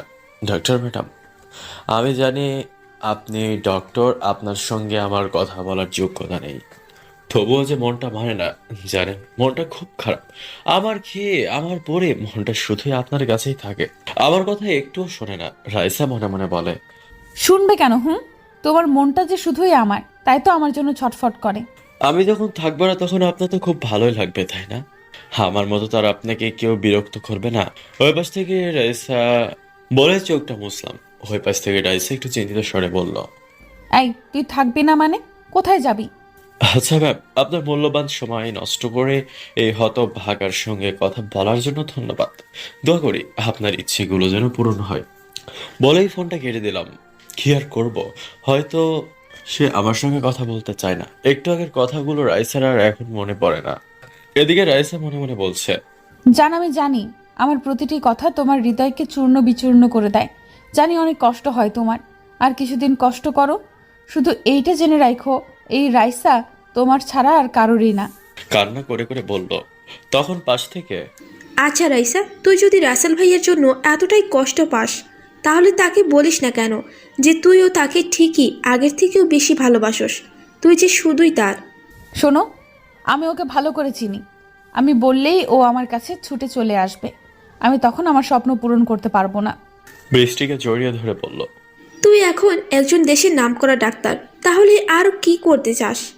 হ্যাঁ, আমি মানছি আমি নামকরা ডাক্তার, কিন্তু আমাকে এই অবস্থানে পৌঁছানোর জন্য আমি চেষ্টা করেছি মন প্রাণ দিয়ে, কিন্তু সব কষ্ট রাসেল করেছে। যেটা আমার নিজের চোখেই দেখা, কতটা কষ্ট করেছে আমাকে এই অবস্থানে আনতে। তাই আমি এমন কিছু করে ওকে আপন করে নিতে চাই, যাতে পরে ও আমার কাছে অনেক সুখে থাকে। জানিস বৃষ্টি, ও ঢাকাতে এসেছে, আমাকে একবারের জন্য সেটাও বলেনি, কারণ আমি মানা করেছিলাম আমার সাথে কথা বলতে। আর সে চায় না ঢাকায় এসেছে সেটা জেনে আমি কষ্ট পাই। আমি হয়তো আগের জন্মে ভালো কোনো কাজ করেছিলাম, যার জন্য রাসেলের মতো একজন জীবনসঙ্গী আমি পেয়েছি। বলে চোখের জল মুছে ফেলল। দেখ রাইসা, এমন না করে তার থেকে তুই ওকে মেনে নে, না হয় আবার তোকে চোখের জলে বুক বাসাতে হয়। না, এসব কিছুই হবে না। আমি রাসেলের নামে একটা কোম্পানি কিনবো, যেটা আজ থেকে 3 মাস পরে আমাদের বিবাহের 6 বছর অতিবাহিত হবে। সেই দিন ওকে বুঝিয়ে দিয়ে আমি ওকে নিজের করে নেব, তাতে যতটা কষ্ট পাই না কেন। ও বৃষ্টি, ভালো কথা, আমাদের বাড়িতে একটা কাজের লোক দরকার, তুই ব্যবস্থা করিস। আচ্ছা ঠিক আছে। এই ছিল তাদের কথা। এখন চলুন বেচারা রাসেলের কথা কি দেখে আসি। আমি রাতে ডিনার করে রুমে শুয়ে শুয়ে আগের কথাগুলো ভাবছিলাম, কতটা ভালো আগের দিনগুলো। তখনই ফোনটা বেজে উঠলো পাশে থাকা। তাকে দেখি বৃষ্টি আপুর ফোন, তাই রিসিভ করলাম। আসসালামু আলাইকুম আপু, কেমন আছেন? ওয়ালাইকুম আসসালাম, আমি অনেক ভালো আছি। তুমি কেমন আছো? আমি কেমন থাকতে পারি সেসব তো আপনার অজানা নয়, তাই আবার নতুন করে কেন জিজ্ঞাসা করছেন? সেটা আমি জানি, তবে নতুন একটা খবর আছে আপনার জন্য। আমিও তো চাই না আপনার আর রাইসার মধ্যে দূরত্ব বেড়ে যায়। আপনি এটা জানেন আমি জানি, এখন আপনি কি বলতেছেন শুনি? তার জন্যই তো ফোন দিলাম। রাইসা তার বাড়িতে একটা কাজের লোক খুঁজে দিতে বলেছে। আমি চাই তুমি কাজের লোক হয়ে আসো, কিন্তু রাইসা যেন চিনতে না পারে, ছদ্মবেশে থাকবে। তাও তুমি কাছে থেকে হলেও দেখতে পারবে। আপনার বুদ্ধি আছে জানি। তারপর সব কথা বুঝিয়ে বলার পরে আমি বাড়িতে ফোন দিয়ে বললাম আমার বাড়িতে যাইতে দেরি হবে, এখানে কিছু কাজ আছে। তারপর আমি বাড়িতে সবাইকে বুঝিয়ে বললাম, তারপর এসে ঘুমিয়ে গেলাম। পরের দিন সকালে ঘুম থেকে উঠে নামাজ পড়ে সকালের খাবার খেয়ে বৃষ্টি আপুর দেওয়ার ঠিকানায় চলে গেলাম। এই, আপনি কে? আমার বাড়িতে কেন এসেছেন? আমাকে চিনতে পারে নাই তাহলে? আপু, আমি আপনাদের পাশের নতুন কাজের লোক, এবার বুঝতে পারলো। আরে তোমাকে তো কেউ চিনতেই পারবে না, ভালোই বৃদ্ধ সেজেছো। তখনই উপর থেকে, এই বৃষ্টি, এই চাচাকে আর এইখানেই বা কেন এসেছে? উপর থেকে নামতে নামতে বলল, আমি তো রাইসার দিকে তাকিয়ে আছি, কতদিন দেখি না, অনেক সুন্দর লাগছে, মন চাই এখনই জড়িয়ে ধরি। আমার এমন অবস্থা দেখে জোরে জোরে বলল, আরে এই চাচা তো আমাদের নতুন কাজের লোক। ও তাই বল, ভালো হয়েছে তুই বৃদ্ধ কাজের মানুষ এনেছিস। তাই চাচার নাম কি? এর নাম রাসেল। দেখ কি বলে ফেললাম। ম্যাডাম, আমার নাম রহিম। এই আপু ভুলে রাসেল বলে ফেলেছে, আসলে এটা সঠিক জানেন না, বৃষ্টি আপু মনে মনে বলছে। যাক বাবা, বেঁচে গেল। তাহলে ঠিক আছে, শোন, চাচা ঠিক মতো কাজ করবেন। আর বৃষ্টি, তুই এই চাচাকে সবকিছু বুঝিয়ে দে, আমি হসপিটালে গেলাম। ভাই তুমি আমাকে বাঁচালে। কি নাম বলছিলাম? আমার তো খবর ছিল। তারপর সবাই চলে গেল। এইভাবে চলে গেল একটা মাস। এখন বুঝেছি রাইসার মনটা সবার জন্য হলেও আমার জন্য শুধু কষ্টের। একদিন বাগানে ফুল গাছে পানি দিচ্ছি আর গান গাইতেছি। আমার ঘরের আঙ্গিনাতে চাঁদের বাতি জ্বলে। আমার সখী আমায় ভুলে থাকে কেমন করে রে, আমায় ভুলে। হঠাৎ বারান্দার দিকে তাকিয়ে দেখি রাইসা আমার গান মুগ্ধতার সাথে শুনতেছে। আমি ওকে দেখে গান বলা বাদ দিয়ে কাজে মন দিলাম। এদিকে রাইসা ভাবতেছে, বৃদ্ধ মানুষের গলা এত সুন্দর কি করে? আর এই গান তো আমি রাসেলের কণ্ঠে অনেক শুনেছি, ঠিক যেন এইরকম কণ্ঠ। না, ও হতে যাবে কি করে? বলে মাথায় একটা টোকা মারে। এদিকে আমি আমার মতো কাজ করতেছি, তখন রাইসা আমাকে ডাকে। আমি রাইসার রুমের দিকে গেলাম। ম্যাডাম, আমাকে কিছু বলেছেন? যদি বলতেন, আমার আরো কাজ আছে তো, সেগুলোরই করতে হবে। ম্যাডামের কাছে নত হয়ে বললাম। আরে চাচা, অনেক কাজ করেছেন, এত কাজ করতে হবে না, এমনিতেই অনেক বয়স হয়েছে আপনার। শোনেন, কালকে আমার একটা বন্ধু আসবে, ভালো মন্দ রান্না করবেন, আমি যেন তার সামনে ছোট না হই। আচ্ছা ম্যাম, আপনার সম্মান যাতে নষ্ট না হয় এমন কাজ আমি করবো না। তারপর সেখান থেকে চলে আসলাম। রাতে শুয়ে আছি, বাড়িতে অনেকের সাথে কথা বললাম, তারপর আপুর সাথে কথা বলে ঘুমিয়ে পড়লাম।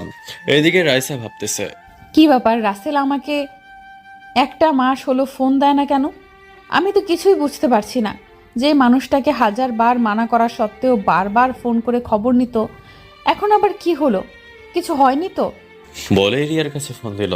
হ্যালো, আসসালামু আলাইকুম ভাবি, কেমন আছেন? আমি ভালো আছি। আব্বু আম্মু আর তুমি কেমন আছো? আমরা সবাই অনেক ভালো আছি, শুধু ভাইয়ার কথা জানি না।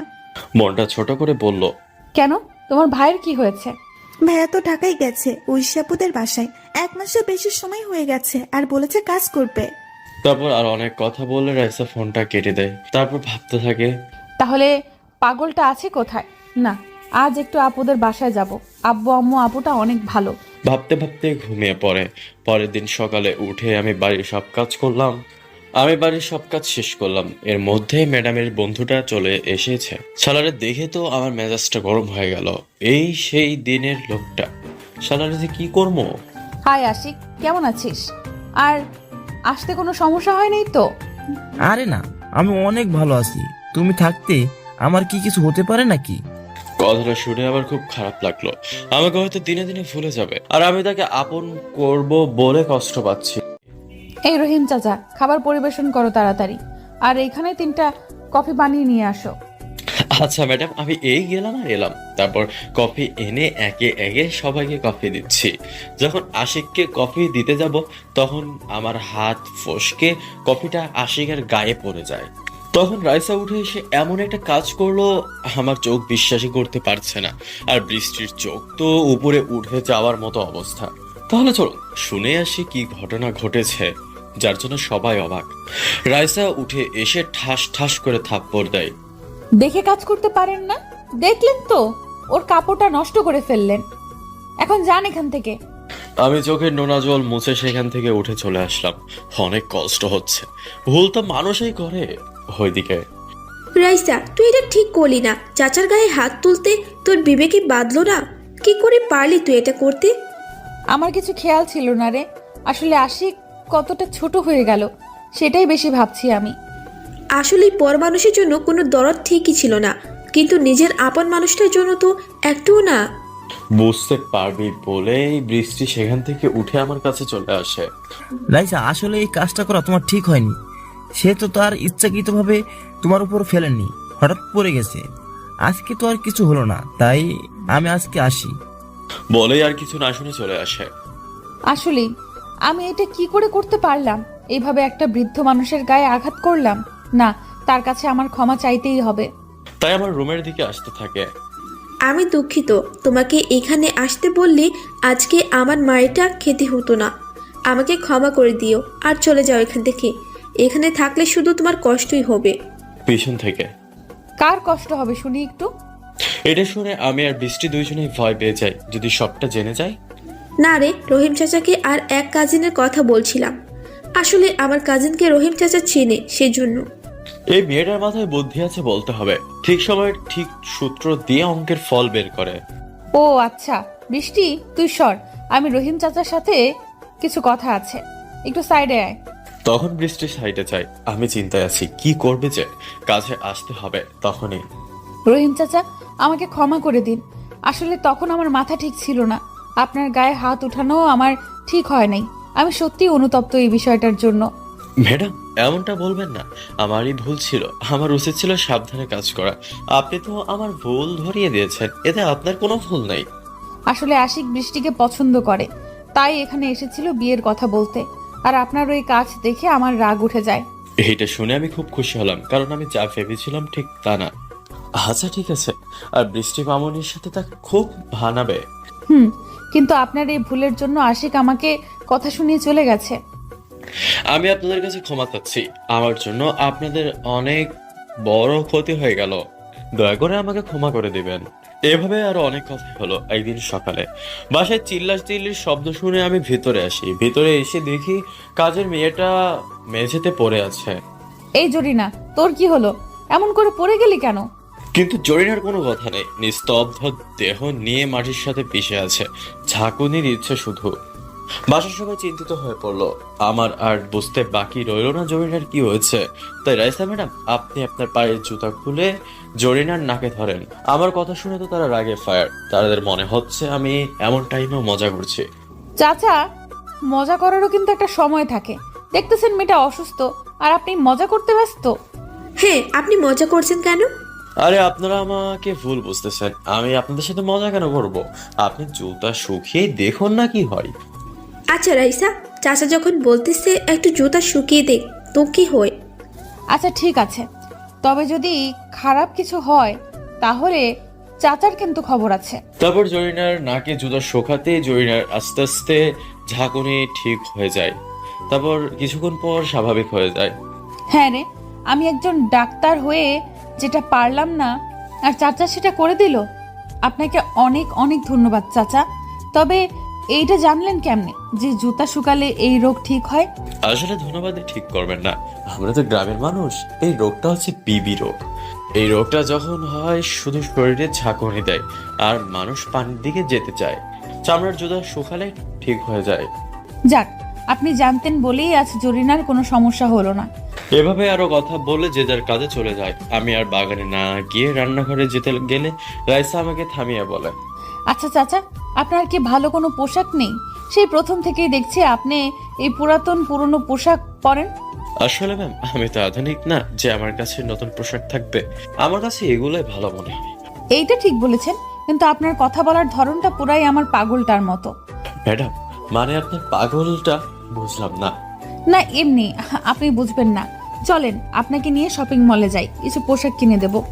তারপর রাইসা আমাকে আর বৃষ্টিকে শপিং মলে নিয়ে আসলো। এই মলটা অনেক বড়, এখানে সব নামি দামি মানুষরা শপিং করতে আসে। রাইসা আমার জন্য অনেকগুলো বৃদ্ধদের পোশাক কিনলো বৃষ্টির জন্য, এবং বাড়ির কাজের মানুষের জন্য অনেকগুলো কাপড় কিনলো।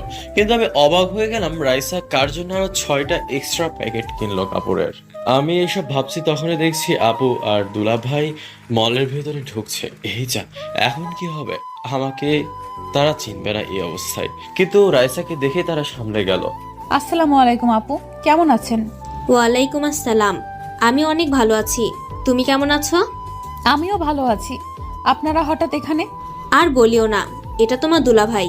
তারপর রাইসা আমাকে পরিচয় করিয়ে দিল। তা ডাক্তার ম্যাডাম, আপনি একা এখানে? আমার বাদর শালা বাবুটা কোথায়? দুলা ভাই আমাকে বাদর বলা? দাঁড়াও, তোমাকে দেখাবো মজা। এই বিপদ থেকে আগে বের হই। দুলাভাই আপনার বাদর শালা তো গ্রামে থাকে, আর আমি এখানে একা থাকি। তারপর এইভাবে অনেক কথা বলার পরে সবাই রেস্টুরেন্টে গেল। আজকে আমি খাওয়াবো তোমাদের সবাইকে, যার যেটা ভালো লাগে সেটা নিয়ে নাও। আপু, আমি থাকতে এটা কিন্তু ভালো হলো না। আর তুমি অন্যদিন পেট ভরে খাওয়াবা, তাহলে পরিশোধ হবে। বলে একটা হাসি দিল। এভাবে খাবারের পর্বটা শেষ করে যে যার বাসায় চলে আসলো। ইস, আপু আমাকে চিনতে পারে নাই, ভাবতেই কেমন যেন হাসি পাচ্ছে। এখন একটু হাসি, আপনারা কি বলেন? একদিন রুমে শুয়ে আছি, তখন বৃষ্টি এসে বলে, তুমি এখান থেকে চলে যাও। তুমি যেই উদ্দেশ্যে নিয়ে এসেছো সেটা হয়তো পূরণ হবে না। আমি যাব মানে? আমি এখানে রাইসাকে আপন করে নিতে এসেছি। আমি এখানে এসেছি, আমি রাইসাকে ছাড়া যাব না। রাসেল, তুমি বুঝতেছো না, এই ছদ্মবেশী আর কয়দিন থাকবে? একদিন তো ধরা খেয়ে যাবে, সেদিন কিন্তু খবর হবে। কিন্তু এই কথাগুলো রাইসা শুনে ফেলে আড়াল থেকে। ও, এই জন্যই আমার পাগলটা আমার কাছে ফোন দেয় না। আমার কাছে থাকতেও চিনতে পারি নাই রহিম চাচা।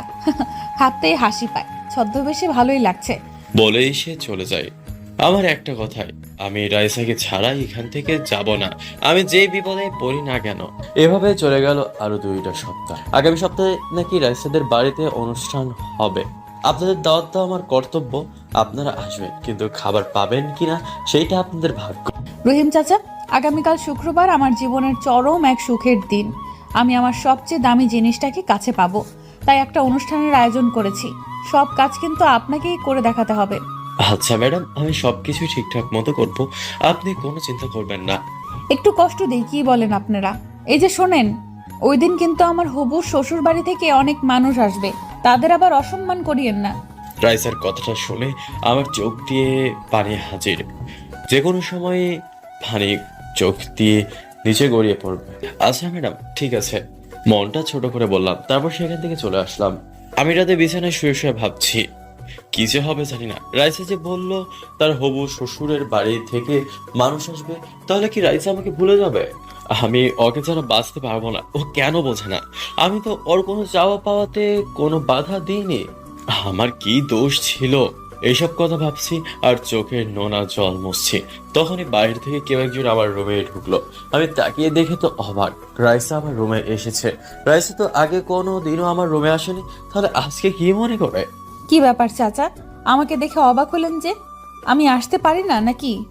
মুখটা একটু ছোট করে বলল, না ম্যাডাম, আসলে সেটা না। আপনি তো আগে এই রুমে কখনো আসেননি, তাই আর কি। আর আপনার বাসা, আপনি যেখানে ইচ্ছা সেখানে যেতে পারেন। ও তাই? তা চাচা, আপনার পরিবারে কে কে আছে আর আপনার সন্তান কয়জন? না ম্যাডাম, আমার কোনো সন্তান নেই। আমার বাসায় বাবা মা আর একটা ছোট বোন আছে। কি কম আর দুঃখের কথা, আমার তো কোনো সন্তান নেই। এখন কি করি? তারপর রাইসা মনে মনে ভাবছে, দেখেছেন, তাও সত্যটা বলল না। আরে চাচা, আপনি যেভাবে বুড়ো সেজেছেন তাতে কেউ বুঝবেই না। আর সন্তান? আচ্ছা চাচা, আপনাকে দেখে মনে হচ্ছে বয়স ভালোই হয়েছে, তাহলে সন্তান নেই কেন? এই মেয়েটা কি করবে বুঝতেছি না। এখন আমি কি করবো?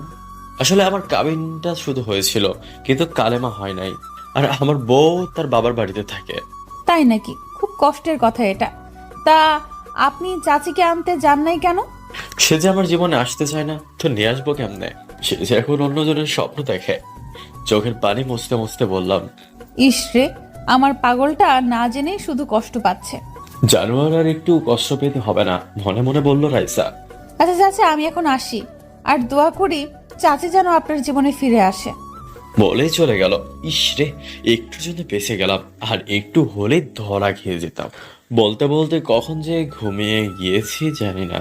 পরের দিন সকালে ঘুম থেকে উঠে বাগানে পানি দিচ্ছি, তখন বৃষ্টি আসে। রাসেল, তুমি কি অনুষ্ঠানের কথা জানো নাকি? হ্যাঁ, রাইসা বলেছে আমি জানি। আর ওর হবু শ্বশুরের বাসা থেকে নাকি লোকজন আসবে। আমি কি সত্যি রাইসাকে আমার জীবন থেকে হারিয়ে ফেলবো? এখনো কিন্তু অনেক সময় আছে, চলে যাও কষ্ট পেতে না চাইলে। কারণ ওই দিন যে কষ্ট ছাড়া কিছুই পাবে না, আর তোমার কষ্টগুলা আমারও কেমন সহ্য হয় না। না, আমি মাঝপথে হার মেনে যাবো না। ওর কষ্ট সহ্য করতে যদি আমার মরণ হয়, তাহলেও আমি মরণকে বরণ করে নেব। সত্যি তুই একটা মানুষই, যে কিনা একটা মেয়েকে এত ভালোবাসে, যে তোকে ভালোই বাসে না, শুধু কষ্টই দিয়ে গেল। দোয়া করি আল্লাহ যেন তোর মনের আশা পূরণ করে। তারপর ভিতরে চলে গেল। ম্যাডাম, আমাকে আজ একটু ছুটি দিবেন? একটা জায়গায় যেতাম, একটু কাজ ছিল। আপনার তো এখানে কেউ নাই, তাহলে আপনি কোথায় যাবেন শুনি? এই রে, এই মাইয়াটা এই কথাই কেন বলে? এই জায়গাতে তো আমাকে ঠেকিয়ে ফেলে। মনে মনে বলে, আসলে ম্যাডাম, এখানে আমার একটা আত্মীয় আছে, ওখানে একটু দেখা করতে যেতাম আর কি, যদি একটু ছুটি দিতেন। আচ্ছা ঠিক আছে, তবে হ্যাঁ, সন্ধ্যা হওয়ার আগেই ফিরে আসবেন, সেটাই যেন মনে থাকে, বলে দিলাম। আচ্ছা ম্যাডাম, আপনার কথা আমার মনে থাকবে, এটা কি ভুলতে পারি নাকি? তারপর সেখান থেকে চলে আসলাম। এসে রাস্তায় বৃদ্ধ থেকে আবার আগের মতো চলে আসলাম। ভাবতেই কেমন লাগে, রাইসা আমাকে না চিনে চাচা বলে আর কয়টা সন্তান সেইটা জিজ্ঞাসা করে। আমি এগুলো ভাবতে ভাবতে আপুদের বাসার দিকে হাঁটতে হাঁটতে চলে আসলাম। একটু দূরে আসতে দেখি আপুকে কয়েকটা ছেলে বিরক্ত করছে। আসলে আপু গাড়ি আর বডিগার্ড ছাড়া হয়তো কোথাও গিয়েছিল। আমি সেখান থেকে দ্রুত আপুর কাছে চলে আসলাম। আপু আমাকে দেখে যেন তার প্রাণ ফিরে পেল। আপু এরা কারা আর তোমাকে বিরক্তই করছে কেন? আসলে আমি এদের একটা কাজ করতে মানা করাই, এরা আমাকে মারতে চায়। কাদো কাদো গলায় বললো, কিরে তোদের এত বড় সাহস, আমার আবুকে মারতে চাস? দেখতে হয়তো তোদের কলিজা কত বড়। হা হা হা, আমাদের কলিজা দেখার আগে তোর কলিজা বের করে ভেজে খেয়ে ফেলু। এই মার শালারে। বাকিদের উদ্দেশ্যে বলল। আমিও সাথে সাথে এক জনকে এক স্টাইলে মেরে পেঁয়াজ মরিচ ছাড়াই আলু ভর্তা বানিয়ে ফেললাম। এই তোর আপুর কাছ থেকে ক্ষমা চা আর বল যে আম্মা আর জীবনে আপনার কাছে আসবো না। বখাটেগুলো সেইটা করলো আর আমি আপুর কাছে চলে আসলাম। কি দরকার ছিল মারামারি করার? তোর যদি কিছু হয়ে যেত তাহলে কি হতো? রাগে গলায় বলল, আপু আমি যদি ওদের এইভাবে না মারতাম তাহলে তোমাকে কি ওরা ছেড়ে দিত বলো? আর আমি বেঁচে থাকতে আমার বোনের কষ্ট হবে, আমি সেটা কখনোই মেনে নিতে পারবো না। সত্যি ভাই, মাঝে মধ্যে মনে হয় তুই মানুষ না ফেরেশতা, আমাদের বিপদের ঠিক সময় এসে উদ্ধার করিস। আপু আমি ফেরেশতা হতে যাব কেন? আমি পাপাচার দুনিয়ার একটা পাপী বান্দাই মাত্র। হয়েছে হয়েছে, এখন বাসায় চল, তোর সাথে কথা বলে আমি পেরে উঠবো না। তারপর আমি আর আপু বাসায় চলে আসলাম। কি বাবা, কেমন আছিস? আর এতদিন পর মায়ের কথা মনে পড়লো, তাই না? আরে আম্মু, তোমাদের কথা আমার মনে পড়ে না, কিন্তু আমার যে আসার কোনো সুযোগ নেই। তোমার বৌমাকে যে আমার আপন করে পেতেই হবে। তখনই পেছন থেকে আব্বু বলে ওঠে, আমি বললাম রাইসার সাথে কথা বলে সব ঠিক করে দেই, কিন্তু তুই তো আমার কথা শুনলি। বাবা এটা করলে হয়, কিন্তু তখন প্রমাণ হতো না যে আমি রাইসাকে ঠিক কতটা ভালোবাসি। তোর সাথে কথাই পারবো না, একটা না একটা কথা বলে আমাকে ঠেকিয়ে দিবি। আর শোন, আমার সকল সম্পত্তি তোর আর ঐশীর নামে লিখে দিছি। এটা আমি একা না, তোর মা ঐশী শরীফ মিলেই ঠিক করেছে। বাবার কথা শুনে আমার কিছুটা রাগ হলো, কারণ তাদের কষ্টে গড়া সম্পত্তি আমাকে কেন লিখে দিবে? বাবা এটা তো শুধুই আপুর, আমাকে কেন দিচ্ছ? এই পিচ্চি, তুই এত কথা বলস কেন? আমাদের কি কম আছে যে তোকে দেওয়ার কারণে আমাদের সম্পত্তি কমে যাবে? তারপরে তাদের সাথে কথা বললাম না ওই বিষয়ে, কারণ জানি এরা আর এইটাকে উল্টাবে না। তারপর তাদের সাথে অনেক কথাই বললাম। তারপর বাসার উদ্দেশ্যে রওনা দিলাম। রওনা দেওয়ার আগে বাবা আমার হাতে একটা কার্ড ধরিয়ে দিল। বুঝি না এই কার্ড দিয়ে কি হবে। দরজা দিয়ে যখন ভিতরে ঢুকছি তখন বৃষ্টি বলল, কি ব্যাপার চাচা, এখনই চলে আসলেন যে? দেখলাম রাইসার মুখেও একটু হাসি ফুটে উঠলো। জানি না এই খুশির কারণটা কি। আসলে ম্যাডাম আপনাদের না দেখে থাকতে পারতেছিলাম না, খালি ছটফট করতেছিলাম, তাই তাড়াতাড়ি চলে আসলাম আপনাদের দেখতে। এখন অনেক খুশি লাগতেছে, মনে হয় প্রাণ ফিরে পেলাম। আমাদের জন্য নাকি আপনার রাইসা ম্যাডামের জন্য? কোনটা? আমার কানের কাছে এসে বলল, কি যে বলেন না ম্যাডাম, আপনারা সবাই আমার কাছে একই সমান। তার একটু সময় থেকে আসলেই পারতেন, অনেক দিন হলো কোথাও যান না। না ম্যাডাম, সেই সকালে গিয়েছি, আর ভালো লাগলো না। আসলে ম্যাডাম আপনাদের সাথে অনেক দিন ধরে আছি তো, আপনারাই আমার পরিবারের মতো হয়ে গিয়েছেন। রাইসা মনে মনে বলল, পরিবারের মতন কি? আমি তো তোমার পরিবারেরই একজন। এভাবেই চলে গেল আরো কয়েকটা দিন। কালকে এই বাড়িতে অনুষ্ঠান হবে, জানি না কি হবে। আমি ঘুমিয়ে গিয়েছি। পরের দিন সকালে ঘুম ভাঙে রিয়ার ডাকে। আমি তো রিয়াকে দেখে ভূত দেখার মতো অবস্থা। এই রহিম চাচা আপনাকে কাজ করতে ডাকতেছে, কত বেলা হয়ে গেছে দেখছেন? যাক বাবা, আমাকে তো চিনতে পারেনি। তারপর আমি রিয়াকে পাঠিয়ে দিলাম। রিয়ারা রাতে এসেছে, রাইসা নিজে গিয়ে ওদেরকে বাস স্ট্যান্ড থেকে নিয়ে এসেছে। আমি নিচে গেলাম, কিছু বলছে না, কিছু বললেই আমাকে চিনে যাবে। এভাবে দেখতে দেখতে বিকাল হয়ে গেল, মানুষজন চলে এসেছে, সন্ধ্যা হয়ে গেল। আমার কলিজা শুকিয়ে যাচ্ছে। রাইসা তো আজ আমার থেকে দূরে চলে যাবে, অন্য কারো হয়ে যাবে। আমি তাকে ছাড়া কেমনে বাঁচবো? সে যে আমার বেঁচে থাকার উৎস। এইসব কথা ভাবতেছি আর সবাইকে দেখাশোনা করছি। তখন রাইসা ম্যাডাম স্টেজে উঠে মাউথ স্পিকার হাতে নিয়ে আমার নাম বলে এমন একটা কথা বলল, তা শুনে আমার পুরো শরীর থর থর করে কাঁপছে। কথাটা ছিল, আচ্ছা চলুন কথাটা শুনে আসি। আপনাদের তো না বলা পর্যন্ত আমাকে ছাড়বেন না। হ্যালো লেডিস অ্যান্ড জেন্টলম্যান, আপনারা আমার বাড়িতে আসার জন্য আমার এবং আমার স্বামীর পক্ষ থেকে জানাই অনেক অনেক শুভেচ্ছা ও অভিনন্দন। আপনারা জেনে খুব আনন্দিত হবেন যে আমাদের মাঝে এমন একজন মানুষ উপস্থিত আছে যার কোনো তুলনা হয় না।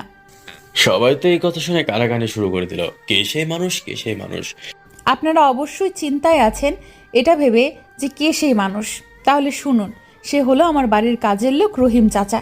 সবাই রহিম চাচার কথা শুনে অবাক হয়ে গেল, কারণ এত বড় একটা ডাক্তার মানুষ আর তার বাড়ির কাজের লোকের এত মহান বলতেছে। হ্যাঁ, ঠিকই শুনেছেন। আর আপনাদের এই আনন্দ আরো জাগ্রত করে তুলতেই আপনাদের একটা সুন্দর গান শোনাবেন আমাদের রহিম চাচা। আমার কথাই বলতেছে, আমি গান কেমনে গাইবো?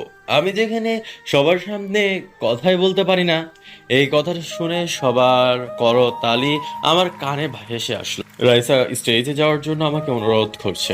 আমি স্টেজে গেলাম রাইসার সম্মান বাঁচানোর জন্য, কিন্তু আমি ভাবতেছি আমি গান জানি, রাইসা কিভাবে জানলো? নাকি সবার সামনে আমাকে ছোট করার জন্য রাইসা এরকমটা করতেছে? কি ব্যাপার চাচা, তাড়াতাড়ি গান শুরু করেন, সবাই অপেক্ষা করতেছে আপনার গান শোনার জন্য। আমি অনেক ভাবনা চিন্তার পর একটা পুরাতন গান ধরলাম, কারণ কথাই আছে ওল্ড ইজ গোল্ড। আমি নিচের দিকে তাকিয়ে গান শুরু করলাম। জানি না কি হবে। আমার মনের রাজ্যে ছিল এক এমন রাজকুমারী, তাকে ভালোবেসে দিয়েছিলাম যা ছিল আমারই। আমার বুকে মাথা রেখে বলতো মনের কথা, ব্যাক করিয়া নিতাম দুজন দুঃখ কষ্ট মনের কথা। আমি যে ছিলাম তার প্রেমেরই পূজারী, তার ভালোবাসা শুধুই করলো আমার পথেরই ভিখারি। তারে কত ভালোবাসি জানে না রে জগৎবাসী, জানে শুধু অন্তরবাসী। যখন তোমার কেউ ছিল না তখন ছিলাম আমি, এখন তোমার সব হয়েছে, পর হয়েছি আমি। গানটা বলে হাত দিয়ে চোখের পানি মুছলাম, কিন্তু চারদিক নিস্তব্ধ, কেউ কিছু বলছে না। ভাবলাম এই গান গেয়েছি, কে আর কি বলবে। কিন্তু আমার ধারণাটা ভুল হলো। একটু পরে একে একে সবাই করতালিতে ভরে তুললো। এখন আমার খুব ভালো লাগছে, কারণ আমার গানটা একটু হলেও সবার ভালো লেগেছে।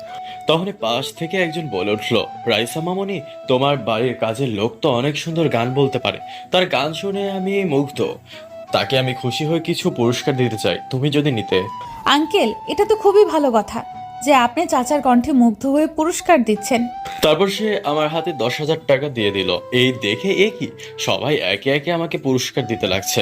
আমি কষ্টের মাঝেও একটু ভালো লাগছে, কারণ সবাই খুশি হয়েছে আমার গান শুনে। আপনারা তো এখন অনেক খুশি, কিন্তু আপনারা সবাই বলেছিলেন আমি বিবাহিত কিনা, কিন্তু আমি জবাবে কিছুই বলতাম না। আজকে আপনাদের বলবো আমি বিবাহিত। হ্যাঁ, ঠিকই শুনেছেন, আজ থেকে 7 বছর আগে ঠিক এই দিনেই আমার বিয়ে হয়। কিন্তু আমার কপাল ভালো কি মন্দ তা ঠিক বলতে পারবো না, তবে বিয়ে শুধু কাবিনটাই হয়েছিল, কালেমা হয়নি। আপনারা জানতে চাইবেন না কে সেই ব্যক্তি যে কিনা তার সুখটাকে গলা টিপে মেরে ফেলে আমার সুখকে বাঁচিয়ে রাখার জন্য লড়াই করেছে? হ্যাঁ হ্যাঁ, আমরা জানতে চাই এমন মহৎ মানুষটা কে যে সারা জীবন অন্যের সুখের জন্য লড়েছে। এই সেই মানুষটা যে আমার পুরো পৃথিবী। আমাকে দেখিয়ে বলল। আমি তো কেঁদে দিলাম, কারণ কেউ আমাকে আড়াল থেকে এতটা ভালোবেসেছে আমি বুঝতেই পারিনি। এই বুড়া বেড়া আপনার স্বামী কি করে হয় বুঝতে পারতেছি না, তবে তারপরেও স্বামী বাড়ির কাজের লোক আসলেই আজকের মেয়েদের রুচি হারিয়ে যায়। আপনারা এখনো আসল কথাটা জানেন না, তাই আগে শুনে পরে ভাবেন। এই যে বুইড়া মানুষটাকে দেখতেছেন, সে আসলে বুইড়া না, সে আমার কাছাকাছি থাকার জন্য ছদ্মবেশী হয়ে আমার বান্ধবীর মাধ্যমে আমার বাড়িতে কাজের লোক হিসেবে থেকেছে। কোনোদিন বুঝতেই পারতাম না যদি ওর আর বৃষ্টির কথা না শুনতাম। রাইসা, ও আমি আর বৃষ্টি সেদিন যে কথাগুলো বলেছিলাম সেগুলো তাহলে শুনেছিল, তাই তো বলি রাইসা কোনোদিনও আমার রুমে আসে না, কিন্তু সেদিন কেন আসলো এইসব ভাবছি আমি। তখন রাইসা আমার মুখে থাকা দাড়ি মোজ সব খুলে দেয়। এইসব দেখে তো সবাই অবাক হয়ে যায়। জানেন রাসেল, কি জন্য আমার বাড়ির কাজের লোক হয়ে আছে? জানেন না তো? তাহলে শোনেন। আমি ওকে প্রথম দিন বলেছিলাম আমি যদি এখন বিয়ে করি তাহলে আমার পড়ার ক্ষতি হবে, তার জন্য কাবিন করে রাখে, যার জন্য সবার অনেক কথার সম্মুখীন হতে হয়েছিল ওকে। আমি ওর থেকে আরো চেয়েছিলাম যেন সে আমাকে ডাক্তার বানায়, সেও রাজি হয়ে যায়, আমিও ঠিকমতো পড়াশোনা করতে থাকি। কিন্তু রাসেল যখন বেশি কেয়ার করতে থাকে তখন আমি ভেবে দেখি রাসেলের মায়ায় যদি আমি স্বপ্ন পূরণের আগেই জড়িয়ে পড়ি তাহলে আমার স্বপ্ন আর তারও কষ্ট দুটোই বিফলে যাবে। তাই আমি ওকে ইগনোর করতে শুরু করি। তার থেকে কষ্ট আমার বেশি হতো, কিন্তু ওকে বুঝতে দিতাম না, নীরবে শুধু কেঁদেছি। যখন ডাক্তার হয়ে যায় তখনও মেনে নেয়নি। কেন জানেন? কারণ আমি চাইতাম আমার স্বামীর জন্য কিছু করতে, যেন এই কষ্ট তাকে আর করতে না হয়। তাই তো আমার স্বামীর নামে একটা কোম্পানি কিনেছি, যেটা আমাদের ভালোবাসা দিয়ে বড় করব। তার চোখে আমি অনেক কষ্ট দেখেছি, কিন্তু আফসোস স্বপ্ন পূরণ করার জন্য সেই কষ্টের ভাগিদার হতে পারিনি। আমাদের ভালোবাসা হয়তো সত্য ছিল, তার জন্যই আজও সে আমাকে ভুল বোঝেনি। সে চাইলে অন্য মেয়ের সাথে সম্পর্কে লিপ্ত হতে পারত, কিন্তু হয়নি। আমি একদিন রাসেলকে না বলে গ্রামে চলে যাই, আর বাড়ি গিয়ে জানতে পারি আপু অসুস্থ, তাই ও ঢাকায় আসবে। আমিও সবার সাথে প্ল্যান করে একই বাসে উঠি, আর আমি অপরিচিত হয়ে থেকে প্রশ্ন করেছি যে অন্য কাউকে ভালোবাসে নাকি, কিন্তু সে আমার কথা আমার কাছেই বলেছিল।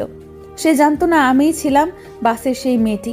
এমনকি তার সকল আত্মীয়রাও এই সব কিছু করব তার প্ল্যান জানতো, শুধু রাসেল একাই অজানা ছিল। অনেক কষ্ট তাকে আমি দিয়েছি, হতে পারে তার কষ্টের কাছে আমার কষ্ট তুচ্ছ। আজ আমি ওকে আপন করে নিতে চাই, আগলে রাখতে চাই আমার পবিত্র ভালোবাসা দিয়ে। এইসব কথা বলে কেঁদে দেয়। মারে, তুই যেটা করেছিস সেটা হয়তো ভুল ছিল না। তুইও তো কম কষ্ট করিস নাই। জীবনে সুখী হওয়ার জন্য একটু কষ্ট করতেই হয়। হ্যাঁ রে মা, তোরা অনেক কষ্ট সহ্য করেছিস। তোদেরকে আবার আমি বিয়ে দেব, কারণ সেদিন তোদের বিয়েতে তো আমি ছিলাম না। তারপর দুই আব্বু হেসে দেয়। তারপর সবাই বলল যে আমাদের আবারও বিয়ে দিবে। সবার একই কথা, সবাই দাঁড়িয়ে। তারপর আমি বললাম, না, আমি ডাক্তার ম্যাডামকে বিয়ে করব না। সে আমাকে কম কষ্ট দিয়েছে নাকি? তাকে অন্য ছেলের সাথে আমি দেখেছি, আমি অনেক কষ্ট পেয়েছি। আমার কথা শুনে তো সবাই অবাক হয়ে গেল, আর রাইসা তো কেঁদেই ফেললো।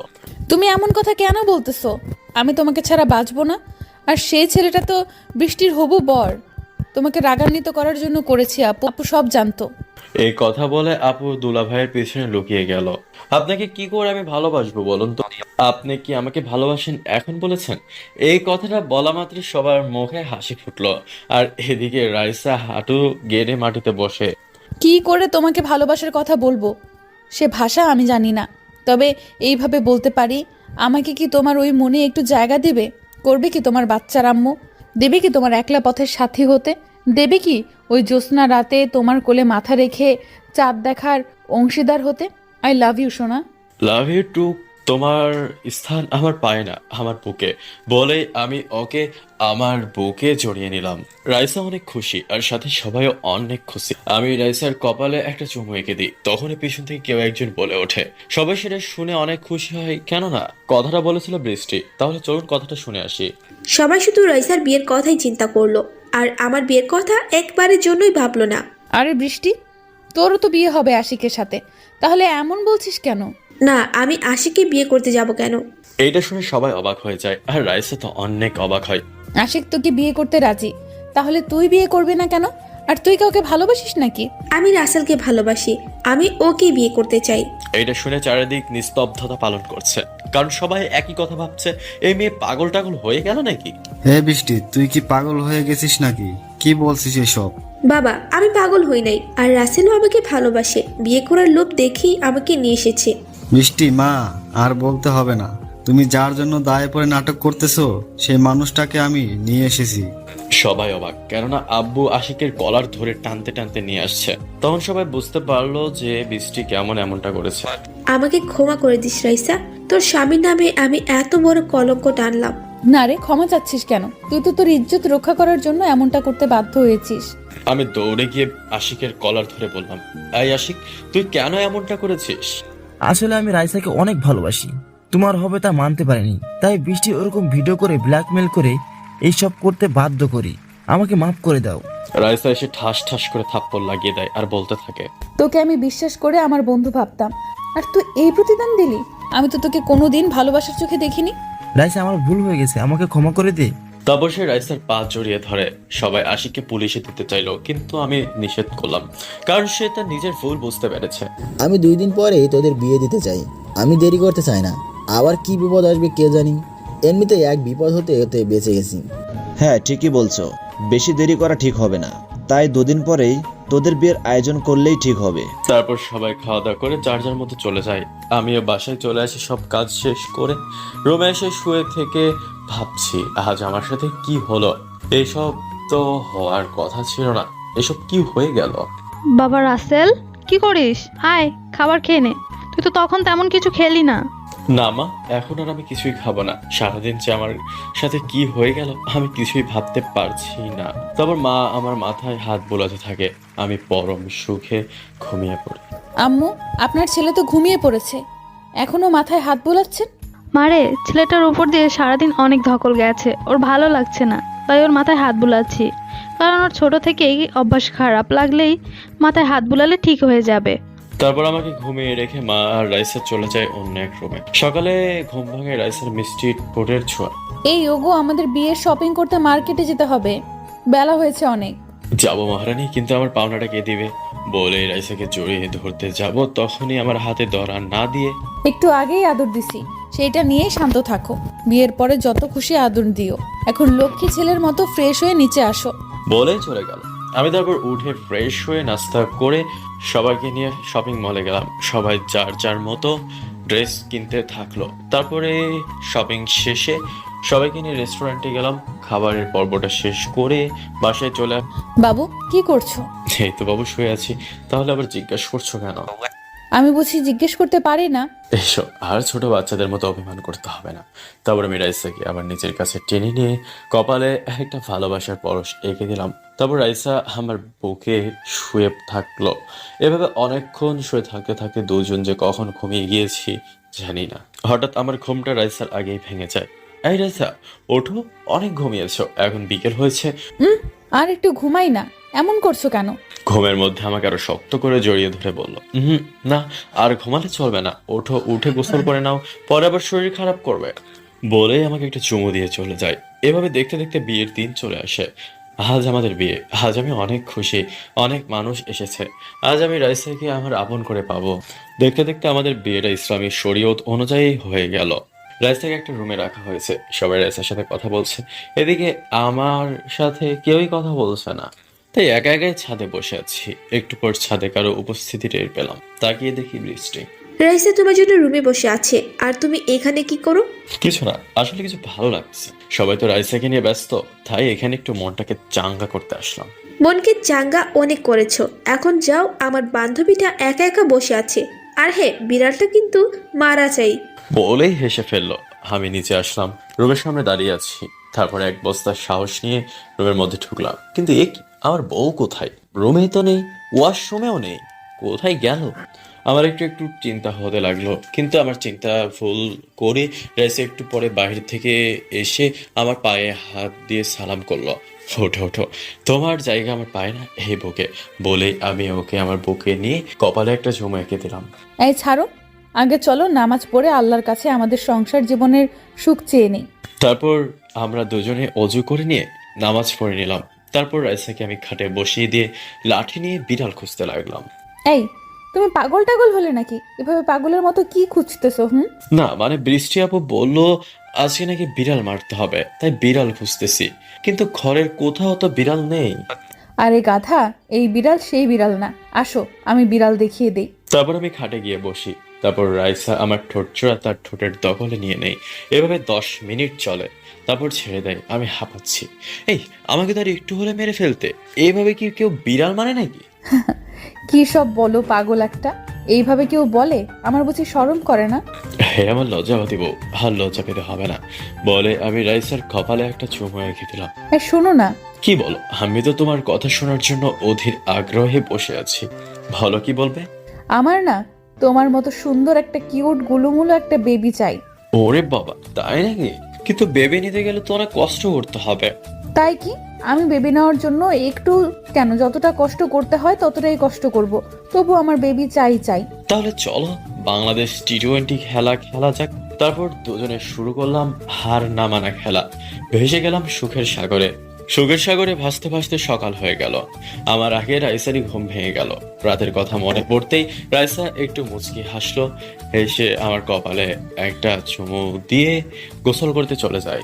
এদিকে একটু পর আমারও ঘুমটা ভেঙে যায়। ঘুম ভেঙে দেখি রাইসা আমার পাশে নেই। একটু পর লম্বা চুলগুলো ঝাড়তে ঝাড়তে আমার সামনে আসলো। কি মহারাজের ঘুম ভেঙেছে নাকি? কিছু বলছে না, শুধু দেখছি ওকে অনেক সুন্দর লাগছে থাকে। আমি ওকে টান দিয়ে বুকের মাঝে জড়িয়ে নিলাম, 4 ঠোঁট এক করে নিলাম। প্রায় 5 মিনিট পর ছেড়ে দিলাম। এই দুষ্টু, ছাড়ো। রাতে এত আদর দিও, মন ভরে নাই তাই না? তোমাকে যত দেখি ততই প্রেমে পড়ে যায়। এত সুন্দর কেন তুমি?